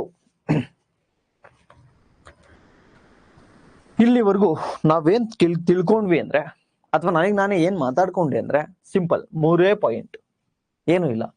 ಯೂನಿಸೆಲ್ಯುಲರ್ ಆರ್ಗನಿಸಮ್ಸ್, ಏಕಕೋಶೀಯ ಜೀವಿ, ಇವು ಇಂಡಿಪೆಂಡೆಂಟ್ ಎಕ್ಸಿಸ್ಟೆನ್ಸ್, ಸ್ವತಂತ್ರವಾಗಿ ಅಸ್ತಿತ್ವದಲ್ಲಿರ್ತವೆ, ಅದ್ರ ಕೆಲಸ ಅವ್ರು ಮಾಡ್ಕೊತವೆ. ಅದ್ ಹೆಂಗ್ ಮಾಡ್ತವೆ ಅವನ್ನೆಲ್ಲ ನಾನು ಹೇಳ್ಕೊಡ್ತೀನಿ, ಡೋಂಟ್ ವರಿ. ಬಟ್ ಈಗ ಬೇಸಿಕ್ ಅನ್ನ ತಿಳ್ಕೊಡಿ. Next, performing essential functions of life, ನಮ್ಮ ಜೀವನದ ಅಗತ್ಯ ಕೆಲಸ ಕಾರ್ಯಗಳನ್ನ ನಿರ್ವಹಿಸುವ ಸಾಮರ್ಥ್ಯವನ್ನ ಆ ಏಕಕೋಶ ಜೀವಿಗಳು ಹೊಂದಿರ್ತವೆ. ಅವು ಕೆಲಸ ಮಾಡ್ಕೋತವೆ. ರೀಪ್ರೊಡಕ್ಷನ್ ಆಗಿರ್ಬೋದು, ಅಥವಾ ಊಟ ಮಾಡ್ತಕ್ಕಂಥದ್ದಾಗಿರ್ಬೋದು, ಅದ್ರ ಕೆಲಸ ಅವ್ರು ಮಾಡ್ಕೊಳ್ತವೆ. ನೆಕ್ಸ್ಟ್, ಎನಿಥಿಂಗ್ ಇದು important, anything less than the complete structure of cell, anything less than the complete structure of the cell does not ensure independent living. ಅಂದ್ರೆ ಜೀವಕೋಶವು ಸಂಪೂರ್ಣ ರಚನೆಗಳಿಂದ ಕಡಿಮೆ ಇರುವ ಯಾವುದೇ ವಸ್ತುವು ಸ್ವತಂತ್ರವಾಗಿ ಜೀವನವನ್ನ ಖಚಿತಪಡಿಸುವುದಿಲ್ಲ. ಇಟ್ ಮೀನ್ಸ್ ಒಂದು ಸೆಲ್ ಆಗ್ಬೇಕು ಅಂದ್ರೆ ಒಂದಷ್ಟು ಫೀಚರ್ ಅದು ಒಳಗೊಂಡಿರ್ಬೇಕು. ಅದೇನು ಅಂತ ನಾನು ಆಮೇಲೆ ಹೇಳ್ಕೊಡ್ತೀನಿ. ಈಗ ನಾನೇನ್ ನಿಮ್ಗೆ ಹೇಳ್ಕೊಡಕ್ ಬರ್ತಾ ಇರೋದು ಅಂದ್ರೆ, ಫಾರ್ ಎಕ್ಸಾಂಪಲ್ ಇದೊಂದು ಸೆಲ್. ಈ ಸೆಲ್ ಅಲ್ಲಿ ಒಂದು ಸೆಲ್ ಆಗ್ಬೇಕು ಅಂತ ಯಾವ್ದಾದ್ರು ಒಂದು ಐಟಮ್ ಇಲ್ಲದೆ ಇದ್ರು ಕೂಡ, ಇಟ್ ಮೀನ್ಸ್ ಯಾವ್ದಾದ್ರು ಒಂದು ಆರ್ಗನಲ್, ಕಣದಂಗಗಳು ಇಲ್ಲದೆ ಇದ್ರು ಕೂಡ, ಸರ್ ಆರ್ಗನಲ್ಸ್ ಅಂದ್ರೆ ಏನು ಸರ್, ಕಣದಂಗಗಳಂದ್ರೆ ಏನು ಸರ್, ಹೇಳ್ಕೊಡ್ತೇನೆ. ಬಟ್ ಇದು ಹೇಳ್ತಾರಲ್ಲ, without you I am incomplete ಅಂತೇಳಿ, ಹುಡುಗ ನೀನಿಲ್ದೆ ನನ್ನ ಜೀವನ ಸಂಪೂರ್ಣ ಆಗಲ್ಲ, ಅಸಂಪೂರ್ಣ ಅಂತೇಳಿ. ಆ ರೀತಿ ಒಂದು ಸೆಲ್ ಆಗ್ಲಿಕ್ಕೆ ಯಾವ್ದಾದ್ರೂ ಸ್ವಲ್ಪ ಐಟಮ್ ಇಲ್ಲ ಅಂದ್ರೂ ಕೂಡ ಅದು ಸ್ವತಂತ್ರವಾಗಿ ಜೀವನವನ್ನ ಮಾಡ್ಲಿಕ್ಕಾಗಲ್ಲ. ಸೊ ಅದನ್ನೇ ಹೇಳ್ಕೊಟ್ಟಿರ್ತಕ್ಕಂಥದ್ದು, anything less than the complete structure of the cell does not ensure independent living. Hence, cell is a fundamental, structural and functional unit of all living organisms. ನಾನು ಇಷ್ಟೊತ್ತು ಕತೆ ಹೇಳಲಿಕ್ಕೆ ಪ್ರಯತ್ನ ಪಡ್ತಿರ್ತಕ್ಕಂಥದ್ದು ಇದೆ. ಒಂದು ಜೀವಿ ಸ್ವತಂತ್ರವಾಗಿರ್ಬೇಕು ಅಂದ್ರೆ ಆ ಸೆಲ್ಲು ಅಂತ ಅನ್ನಿಸ್ಕೊಂಡಿರೋದು ಕಂಪ್ಲೀಟ್ ಆಗಿರ್ಬೇಕು. ಯಾವ್ದಾದ್ರು ಒಂದಷ್ಟು ಇಲ್ಲದೆ ಇದ್ರೂ ನಡೆಯಲ್ಲ. ಸೊ ಅದಕ್ಕೋಸ್ಕರನೇ ಜೀವಕೋಶವನ್ನ ನಾವು fundamental, structural and functional unit of living organisms, ಜೀವಿಯ ಮೂಲಭೂತ, ಜೀವಿಯ ಕಾರ್ಯ ರಚನಾತ್ಮಕ ಮತ್ತೆ ಜೀವಿಯ ಕಾರ್ಯಾತ್ಮಕ, ಜೀವಿಯ ಮೂಲ ಘಟಕವೇ ಜೀವಕೋಶ ಅಂತ ಹೇಳಿ ಕರಿತೀವಿ. ಸೊ ಈಗ ನೀವು ಯಾವುದೇ ಬುಕ್ಸ್ ಅನ್ನ ತೆಗೆದುಕೊಂಡು ಯಾವುದೇ ಡೆಫಿನೇಷನ್ ಅನ್ನ ಓದಿ, ಸೆಲ್ ಅಂದ್ರೆ ಇಷ್ಟೊಂದು ಅರ್ಥ ಇತ್ತಾ, ಎಸ್ ಈಗ ನಾನು ತಿಳ್ಕೊಂಡೆ ಅಂತಕ್ಕಂತಹ ಒಂದು ಕ್ಲಾರಿಟಿ ತಮಗೆ ಗೊತ್ತಾಯ್ತು. ಸೊ ಈಗ ಯಾರಿಗಾದ್ರೂ ಸೆಲ್ ಅಂದ್ರೆ ಡೌಟ್ ಇದೆಯಾ ಹೇಳಿ, ಜೀವಕೋಶ ಅಂದ್ರೆ ಡೌಟ್ ಇದೆಯಾ? ಮತ್ತೆ ಇನ್ನೊಂದು ಹೇಳ್ತೀನಿ, ಬುಕ್ಸ್ ಅಲ್ಲಿ ಹೆಂಗಿರುತ್ತೋ ಹಂಗ ಓದ್ಬೇಡಿ, ಅದು ಆರ್ಡರ್ ವೈಸ್ ಇರಲ್ಲ. ಯಾವ್ದಾದ್ಮೇಲೆ ಯಾವ್ದು ಓದ್ಬೇಕು ಅದರ ವೈಸ್ ನಾನು ಕ್ಲಾಸ್ ಮಾಡ್ತೇನೆ. ಏನಾದ್ರು ಡೌಟ್ಸ್ ಇದೆ ಕೇಳ್ಬೋದು.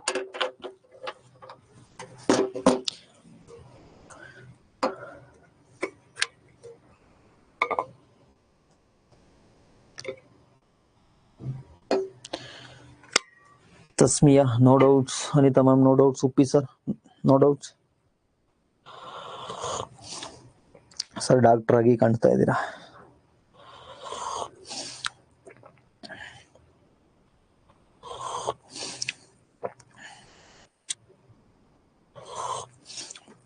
Clear, very good.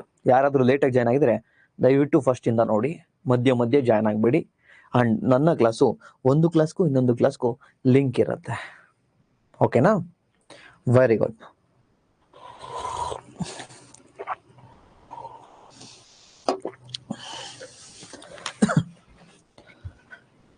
Well done. ಈಗ ಸೆಲ್ ಅಂದ್ರೆ ಏನು ಅಂತಕ್ಕಂತಹ ಅರ್ಥವನ್ನ ತಿಳ್ಕೊಂಡ್ರಿ. ಬಟ್ ಕೆಲವು KPSC ಹುಡುಗರಿಗೆ ಕೆಲವು ಫ್ಯಾಕ್ಟ್ಸ್ ಬೇಕಾಗತ್ತೆ, ಕೆಲವು ಫ್ಯಾಕ್ಟ್ಸ್. ಅದು ನಿಮ್ಮ NCERT ಬುಕ್ ಅಲ್ಲಿ ಇದೆ, ತುಂಬಾ ಚೆನ್ನಾಗಿದೆ. ಸೊ ನನ್ನ ಕ್ಲಾಸಲ್ಲಿ ನಿಮ್ಗೆ NCERT ಕೂಡ ಇನ್ಕ್ಲೂಡ್ ಮಾಡ್ತೀನಿ. ಸೊ ಈ ಫ್ಯಾಕ್ಟ್ಸ್ ಅನ್ನ ಒಂದ್ಸರ್ತಿ ಜಸ್ಟ್ ನಾನು ಫಾಸ್ಟ್ ಆಗಿ ಹೇಳ್ಕೊಂಡು ಹೋಗ್ತೀನಿ, ಇದ್ರಲ್ಲಿ ಕಾನ್ಸೆಪ್ಟ್ ಇಲ್ಲ. ಒಂದ್ಸತಿ ನಾನು ನೋಟ್ಸ್ ಅನ್ನ ತೆಗೆದುಕೊಂಡು ರಿಪೀಟ್ ಆಗಿ ಓದ್ಕೊಡಿ, ಓಕೆನಾ? ಜಸ್ಟ್ ಈ ಒಂದು ಪೇಜ್ ಮಾತ್ರ ಫ್ಯಾಕ್ಟ್ಸ್, ನೆಕ್ಸ್ಟ್ ಕಾನ್ಸೆಪ್ಟ್ ಇದೆ, ಅಲ್ಲಿಗೆ ಹೋಗ್ತೀನಿ. ಸೊ ತಮ್ಗೆಲ್ಲ ಕೂಡ ಗೊತ್ತು, silver first discovered by the Robert Hooke in 1665. Robert Hooke ಮೊದಲ ಬಾರಿಗೆ ಸೆಲ್ ಅನ್ನ ಕಂಡುಹಿಡಿದ್ರು ಅಂತ ತಮಗೆ ಗೊತ್ತಾಯ್ತು, ಕತೆ ಹೇಳಿದೆ Robert Hooke. So but Robert Hooke ನೋಡಿರ್ತಕ್ಕಂಥ ಸೆಲ್ಲು ನಾನ್ ಲಿವಿಂಗ್ ಸೆಲ್, ನೆನ್ಪಿರ್ಲಿ, ಜೀವ ಇರ್ಲಿಲ್ಲ ಅದಕ್ಕೆ, ಮರದ ತೋಟೆ ನೋಡಿದ್ದು. ಸೊ ನೆಕ್ಸ್ಟ್ ನಮ್ಮ ಲೀವನ್ ಹಾಕ್ ಅಂತಕ್ಕಂಥವ್ರು 1674ರಲ್ಲಿ ಲೀವನ್ ಹಾಕ್ ಅವ್ರು ಏನ್ ಮಾಡಿದ್ರು ಅಂದ್ರೆ, ಇನ್ನ ಸ್ವಲ್ಪ ಅಪ್ಡೇಟೆಡ್ ಆಗಿರ್ತಕ್ಕಂಥ ಸೂಕ್ಷ್ಮ ದರ್ಶಕವನ್ನ ತೆಗೆದುಕೊಂಡು ಫಸ್ಟ್ ಟೈಮು ಸ್ವತಂತ್ರವಾಗಿ ಜೀವಿಸುತ್ತಿರುವ ಜೀವಕೋಶವನ್ನ ನೋಡಿದ್ರು. ಅಂದ್ರೆ ಲಿವಿಂಗ್ ಸೆಲ್ ಅನ್ನ ನೋಡಿದ್ರು, ಬದುಕಿರ್ತಕ್ಕಂಥ ಸೆಲ್ ಅನ್ನ ನೋಡ್ತಾರೆ. ಬಟ್ ರಾಬರ್ಟ್ ಹುಕ್ ಫಸ್ಟ್ ಏನ್ ಮಾಡಿದ್ರು, ಬದುಕಿಲ್ಲದೆ ಇರ್ತಕ್ಕಂಥ ಸೆಲ್ ಅನ್ನ ನೋಡಿದ್ರು. ಬಟ್ ಇಲ್ಲಿ ಲೀವನ್ ಹಾಕ್ ಏನಿದ್ದಾರೆ, ಇವರು ಬದುಕಿರೋ ಸೆಲ್ ಅನ್ನ ನೋಡ್ತಾರೆ 1674 ಅಲ್ಲಿ. ಅದಾದ ನಂತರ 1931ನಲ್ಲಿ 1831ರಲ್ಲಿ ರಾಬರ್ಟ್ ಬ್ರೌನ್ 1831ರಲ್ಲಿ ರಾಬರ್ಟ್ ಬ್ರೌನ್ ಏನ್ ಮಾಡಿದ್ರು ಅಂದ್ರೆ, ನ್ಯೂಕ್ಲಿಯಸ್ ಅನ್ನ ಆವಿಷ್ಕರಿಸಿದ್ರು. ಅಂದ್ರೆ ನ್ಯೂಕ್ಲಿಯಸ್ ಅಂದ್ರೆ ಏನು ಅಂದ್ರೆ, ನಾನು ಕಂಪ್ಲೀಟ್ ಆಗಿ ನೋಡಿ, ಒಂದೊಂದು ಆರ್ಗನಲ್ಸ್ ಕಣದಂಗಗಳನ್ನು ಕೂಡ, ಮೈಟೋಕಾಂಡ್ರಿಯಾ ಆಗಿರ್ಬೋದು, ನ್ಯೂಕ್ಲಿಯಸ್ ಆಗಿರ್ಬೋದು, ಅಥವಾ ಕೋಶಪರೆ, ಕೋಶ ಕೇಂದ್ರ, ಗಾಲ್ಗಿ ಸಂಕೀರ್ಣಗಳು ಎಲ್ಲವನ್ನು ಕೂಡ ಡೀಟೇಲ್ಡ್ ಆಗಿ ಹೇಳ್ಕೊಡ್ತೀನಿ, ಡೋಂಟ್ ವರಿ. ಸೊ ಏನ್ ನ್ಯೂಕ್ಲಿಯಸ್ ಇರುತ್ತಲ್ವಾ, ಕೋಶ ಕೇಂದ್ರ, ಇದನ್ನ ಯಾರು ಕಂಡಿಡ್ತಾರೆ? ರಾಬರ್ಟ್ ಬ್ರೌನ್ 1831ರಲ್ಲಿ. So facts. ನೆಕ್ಸ್ಟ್ ಕೋಶ ಸಿದ್ಧಾಂತವನ್ನ, ಸೆಲ್ ಥಿಯರಿಯನ್ನ ಮಂಡಿಸ್ತಾರೆ ಯಾರ್ಯಾರು ಅಂದ್ರೆ, ಸ್ಲೀಡನ್ ಮತ್ತೆ ಶ್ವಾನ್ ಅಂತಕ್ಕಂಥವ್ರು. ಸೊ ಇದ್ರ ಬಗ್ಗೆ ನಾನು ಆಮೇಲೆ ನಿಮ್ಗೆ ಹೇಳ್ತೀನಿ. ಸೊ ಇದು ಫ್ಯಾಕ್ಟ್ಸ್ ಇಂಪಾರ್ಟೆಂಟ್, NCERT ಇದೆ, ಕನ್ನಡದಲ್ಲೂ ಇದೆ, ಇಂಗ್ಲಿಷಲ್ಲೂ ಇದೆ, ಒಂದು ಬಾರಿ ನೋಡ್ಕೊಳ್ಳಿ. ಈಗ ಕಾನ್ಸೆಪ್ಟಿಗೆ ಬರೋಣ. ಸೊ ಅವ್ರದ್ದು ಕೂಡ ನಾನು ಏನ್ ರಾಬರ್ಟ್ ಹುಕ್ ದ ಸ್ಟೋರಿ ಹೇಳಿದ್ನಲ್ವಾ, ಅದು ಇಂಗ್ಲಿಷಲ್ಲೂ ನಾನು ಹಾಕಿದ್ದೀನಿ ಇಲ್ಲಿ, ಅದೇ ರೀತಿ ಕನ್ನಡದಲ್ಲೂ ಕೂಡ ಹಾಕಿದ್ದೀನಿ. ನೋಡಿ, ಕನ್ನಡದಲ್ಲೂ ಇದೆ, ನಾನು ಇದು ಆಲ್ರೆಡಿ ಸ್ಟೋರಿ ಹೇಳಿದ್ದೀನಿ. ನೆಕ್ಸ್ಟ್ ನಿಮಗೆ ಫಾಸ್ಟ್ ಆಗಿ ಕ್ವಿಕ್ ರಿವಿಷನ್ಗೆ ಏನ್ ಬೇಕು ಅಂತ ಹೇಳಿ ಇಂಪಾರ್ಟೆಂಟ್ ಫ್ಯಾಕ್ಟ್ಸ್ ಅನ್ನು ಕೂಡ ಹಾಕಿದ್ದೀನಿ. 1665 ಅಲ್ಲಿ ರಾಬರ್ಟ್ ಹುಕ್ ಸೆಲ್ ಅನ್ನ ಡಿಸ್ಕವರ್ ಮಾಡ್ದ. ಬಟ್ ಆ ಸೆಲ್ ಏನಾಗಿತ್ತು, ಆ ಜೀವಕೋಶ ನಾನ್ ಲಿವಿಂಗ್, ಸತ್ತೋಗಿತ್ತು, ನಿರ್ಜೀವಿ ಜೀವಕೋಶವನ್ನ ನೋಡಿದ್ರು. ಆಮೇಲೆ 1674 ಅಲ್ಲಿ ಆಂಟನ್ ವ್ಯಾನ್ ಲೆವೆನ್ ಹುಕ್ ಅಂತಕ್ಕಂಥವ್ರು ಫಸ್ಟ್ ಒನ್ ಇದು ಸೆಲ್ ಅನ್ನ ನೋಡಿದ್ರು. ಅದ್ಯಾವ ರೀತಿ ಅಂದ್ರೆ, ಜೀವಂತ ಜೀವಕೋಶವನ್ನ ನೋಡಿದ್ರು.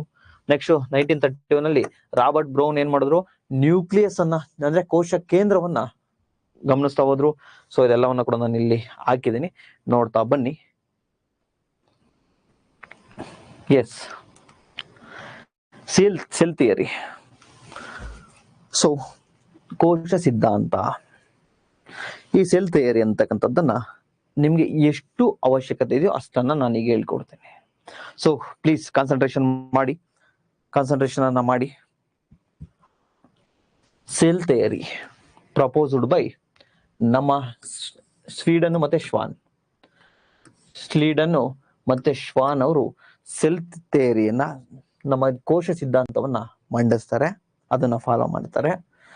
ಸೊ ಈ ಕೋಶ ಸಿದ್ಧಾಂತದಲ್ಲಿ ಏನಿದೆ ಸಾರ್, ಇವ್ರದೊಂದು ಥಿಯರಿ ಅಷ್ಟೇ, ಇದು ಇವ್ರದೊಂದು ಸಿದ್ಧಾಂತ. ಸೊ ಇವ್ರು ಏನ್ ಹೇಳ್ತಾ ಬರ್ತಾರೆ ಅಂದ್ರೆ, all living organisms are composed of one or more cells. ಏನು ಎಲ್ಲಾ ಜೀವಿಗಳಿದಾವಲ್ವಾ, ಫಾರ್ ಎಕ್ಸಾಂಪಲ್ ನಾನು ಅಥವಾ ಇನ್ನೊಬ್ಬ ಜೀವಿ, ಎಲ್ಲಾ ಜೀವಿಗಳು ಕೂಡ ಒಂದು ಅಥವಾ ಹೆಚ್ಚಿನ ಜೀವಕೋಶಗಳಿಂದ ಕೂಡಿರುತ್ತವೆ. ಫಾರ್ ಎಕ್ಸಾಂಪಲ್ ಅಮೀಬಾ ಇದ್ರೆ ಈ ಅಮೀಬಾ ಕೇವಲ ಏಕಕೋಶ ಜೀವಿ, ಒಂದು ಸೆಲ್ಲಿಂದ ಇರುತ್ತೆ. ನಾನು ಮಲ್ಟಿ ಸೆಲ್ಯುಲರ್, ಬಹುಕೋಶೀಯ ಜೀವಿ ನಾನು. ಸೊ ಅದನ್ನೇ ಅವ್ರು ಹೇಳೋದು, ಎಲ್ಲಾ ಜೀವಿಯು ಒನ್ ಆರ್ ಮೋರ್, ಒಂದು ಅಥವಾ ಹೆಚ್ಚಿನ ಜೀವಕೋಶಗಳಿಂದ ಕೂಡಿರುತ್ತೆ ಅಂತಕ್ಕಂಥದ್ದು first point, cell theory. Next ಏನ್ ಹೇಳ್ತಾ ಬರ್ತಾರೆ ಅಂದ್ರೆ, the cell is the basic structural and functional unit of life. Same ಇವ್ರು ಇದನ್ನ ಹೇಳ್ತಾರೆ, ನಾನು ಇಷ್ಟೊತ್ತು ಏನ್ ಹೇಳ್ಕೊಟ್ನಲ್ವಾ, ಸೆಲ್ ಅಂತಕ್ಕಂಥದ್ದು ಜೀವಿಯ ರಚನಾತ್ಮಕ ಮತ್ತೆ ಕಾರ್ಯನಿರ್ವಾಹಕ ಮೂಲ ಘಟಕ. So next third one, all cells arises from the free existing cells. ಇದು ಇಂಪಾರ್ಟೆಂಟ್.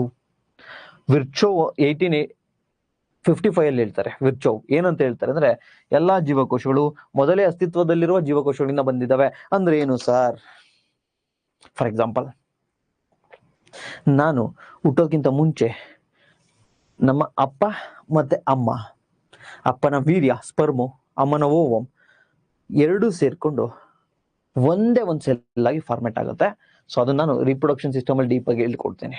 ಆಕ್ಚುಲಿ ಅಪ್ಪನ ಸ್ಪರ್ಮ್ ಕಂಪ್ಲೀಟ್ ಆಗಿ ಬೇಕಾಗಿಲ್ಲ, ಅಪ್ಪನ ಸ್ಪರ್ಮ್ನ ನ್ಯೂಕ್ಲಿಯಸ್ ಅಷ್ಟೇ ಬೇಕು, ಅದನ್ನ ನಾನು ಡೀಟೇಲ್ಡ್ ಆಗಿ ಹೇಳ್ಕೊಡ್ತೀನಿ. ಬಟ್ ಈಗ ನೋಡ್ತಾ ಬನ್ನಿ, ಅಪ್ಪನ ವೀರ್ಯ ಸ್ಪರ್ಮ್, ಅಪ್ಪ ಅಮ್ಮ ಇಬ್ರು ಸೇರ್ಕೊಂಡು ಏನು ಫಾರ್ಮ್ ಆಗುತ್ತಲ್ಲ ಫಸ್ಟ್ ಸೆಲ್ಲು, ಅದನ್ನೇ ಜೈಗೋಟ್ ಅಂತ ಹೇಳಿ ಕರಿತಾ ಹೋಗ್ತೀವಿ. ಆ ಒಂದೇ ಒಂದು ಸೆಲ್ಲಿಂದ ನಾವು ಇವತ್ತು ಇಷ್ಟು ಬಾಡಿ ಆಗಿರ್ತಕ್ಕಂಥದ್ದು. ಸೊ ನಾವು ಹುಟ್ಟಾಗ ಎಷ್ಟಿದ್ವಿ? ಒಂದಿಷ್ಟಿದ್ವು, ಆಮೇಲೆ ಬೆಳೀತಾ ಬೆಳೀತಾ ಬೆಳೀತಾ ಬೆಳೀತಾ ಬರ್ಲಿಲ್ವೇ? ಇಟ್ ಮೀನ್ಸ್ ಕೇವಲ ಈ ಒಂದು ಜೀವಕೋಶದಿಂದ ಎಲ್ಲ ನಮ್ಮ ಬಾಡಿ ಇಷ್ಟಾಗಿದ್ದೀವಿ ಇವತ್ತು. ಸೊ ಅದಕ್ಕೆ ಯಾವುದೇ ಸೆಲ್ಲು, ಈಗ ಒಂದ್ ಸೆಲ್ ಇದೇನಾಯ್ತು, 2 ಆಗುತ್ತೆ, 2 4 4 8 ಹಿಂಗೆ ಹಿಂಗೆ ಹಿಂಗೆ ಮಲ್ಟಿಪಲ್ ಆಗ್ತಾ ಬಂತಲ್ಪ, ಸೆಲ್ಗಳು ಜಾಸ್ತಿ ಆಗ್ತಾ ಬಂದ್ವಲ್ವಾ. ಈ ಸೆಲ್ಲು, ಯಾವುದೇ ಒಂದು ಸೆಲ್ಲು ಆಗ್ಬೇಕಂದ್ರೆ ಆ ಹಿಂದಿನ ಸೆಲ್ಲಿನಿಂದ ಆಗಿರುತ್ತೆ ಅಂತ ಹೇಳ್ತಾವ್ರೆ. ಸಿಂಪಲ್. ಈ ಒಂದು ಸೆಲ್ಲು 2 ಆಯ್ತು, ನೆಕ್ಸ್ಟ್ ಇವು 4 ಆಯ್ತು. ಇದೆಲ್ಲ ನಾನು ಡೀಟೇಲ್ ಆಗಿ ಹೇಳ್ಕೊಡ್ತೀನಿ DNA RNA ಹೇಳ್ಬೇಕಾದ್ರೆ, ಡೋಂಟ್ ವರಿ. ಸೊ ಈ ಸೆಲ್ ಯಾವ್ದ್ರಿಂದ ಆಯ್ತ್ರಿ? ಆಲ್ರೆಡಿ ಫ್ರೀ ಎಕ್ಸಿಸ್ಟಿಂಗ್ ಆಲ್ರೆಡಿ ಇತ್ತಲ್ವಾ, ಆ ಸೆಲ್ಲಿಂದ ಆಯ್ತಲ್ವಾ. ಸೊ ಈ ಸೆಲ್ ಯಾವ್ದ್ರಿಂದ ಆಯ್ತು? ಏನ್ ದೇವ್ರು ಬೇರೆ ಕಡೆಯಿಂದ ಎಲ್ಲರೂ ತಂದಾಕುತ್ತಾ? ನೋ, ಈ ಸೆಲ್ಲಿಂದ ಆಯ್ತಲ್ವಾ. It means all cells arises from the pre existing cells. ಎಲ್ಲಾ ಜೀವಕೋಶಗಳು ಕೂಡ ಮೊದಲೇ ಅಸ್ತಿತ್ವದಲ್ಲಿರ್ತಕ್ಕಂಥ ಜೀವಿಗಳಿಂದ ಆಗಿದಾವೆ. ಸರ್ ಇಷ್ಟೊಂದು ಡೀಟೇಲ್ ಆಗಿ ಓದ್ಬೇಕಾ ಸರ್? ಡೆಫಿನೆಟ್ಲಿ ಓದ್ಬೇಕು ಸರ್. ಇನ್ಮೇಲೆ ಕ್ವಶನ್ ಪೇಪರ್ ಹಂಗೆ ಇರುತ್ತೆ ಸರ್. ಅಂಡ್ ಇದೆಲ್ಲ NCERT ಇದೆ ಸರ್. ನಾನು ನಿಮ್ಗೆ ಯಾವುದೇ ಆಥರ್ ಬುಕ್ಸ್ ಅಲ್ಲಿ, ನಮ್ಮ ಕರ್ನಾಟಕದಲ್ಲಿ ಎಸ್ಪೆಷಲಿ ಯಾವುದೇ ಆಥರ್ ಬುಕ್ಸ್ ಅನ್ನ ತೆಗೆದುಕೊಳ್ಳಿ, ಸಫಿಶಿಯಂಟ್ ಅಮೌಂಟ್ ಆಫ್ ಸೈನ್ಸ್ ಇಲ್ಲ, ಸಫಿಶಿಯಂಟ್ ಅಮೌಂಟ್ ಆಫ್ ಇನ್ಫಾರ್ಮೇಶನ್ ಇಲ್ಲ. ಅದಕ್ಕೆ ನಾನು ನಿಮ್ಗೆ ಏನ್ ಮಾಡ್ತಾ ಇದ್ದೀನಿ ಅಂದ್ರೆ, ನಿಮ್ಮ ಅಷ್ಟು ಆಥರ್ ಬುಕ್ಸ್ ನ ಇನ್ಫಾರ್ಮೇಶನ್ ಜೊತೆಗೆ NCERT, so the best notes ಇದಾಗುತ್ತೆ. ದಯವಿಟ್ಟು ಜೆರಾಕ್ಸ್ ತೆಗೆದುಕೊಳ್ಳಿ. So next, cells carry hereditary material DNA RNA, ಅದ್ರ ಬಗ್ಗೆ ನಾನು ಆಮೇಲೆ ಹೇಳ್ತೀನಿ. So cellular activity, sum of life process. Okay, ಇಷ್ಟೊತ್ತು ನಿಮ್ಗೆ ಏನ್ ಹೇಳ್ಕೊಟ್ನಲ್ವಾ, ಇದು cell theory. So cell theory ಯಾರ್ಯಾರು ಪ್ರತಿಪಾದಿಸ್ತಾರೆ ಅದು ಗೊತ್ತಿರಲಿ, ಅದು ಫ್ಯಾಕ್ಟ್ಸ್, ಡೋಂಟ್ ವರಿ, ಅದನ್ನ ನಾನು ನೋಟ್ಸ್ ಅಲ್ಲಿ ಕೊಟ್ಟಿರ್ತೀನಿ. ಓಕೆ, ಹೇಗೆ ನೀವು ಕಾನ್ಸಂಟ್ರೇಷನ್ ಮಾಡಿ, ಈಗ ಕಾನ್ಸೆಪ್ಟ್ ಬರುತ್ತೆ.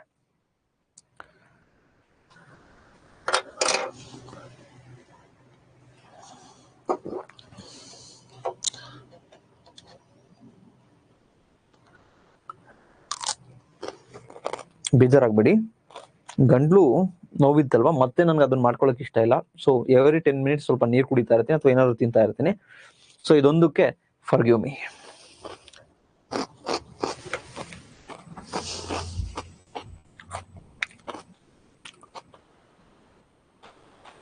ಓಕೆ,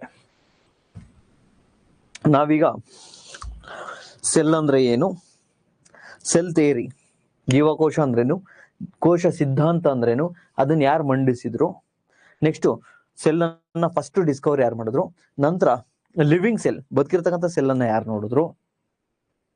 ಸೊ ಇಷ್ಟೆಲ್ಲವನ್ನ ಈಗ ನಾವು ನೋಡಿದ್ವಿ. ಸೊ ಮುಂದುವರೆದಂತೆ, key features of living organisms.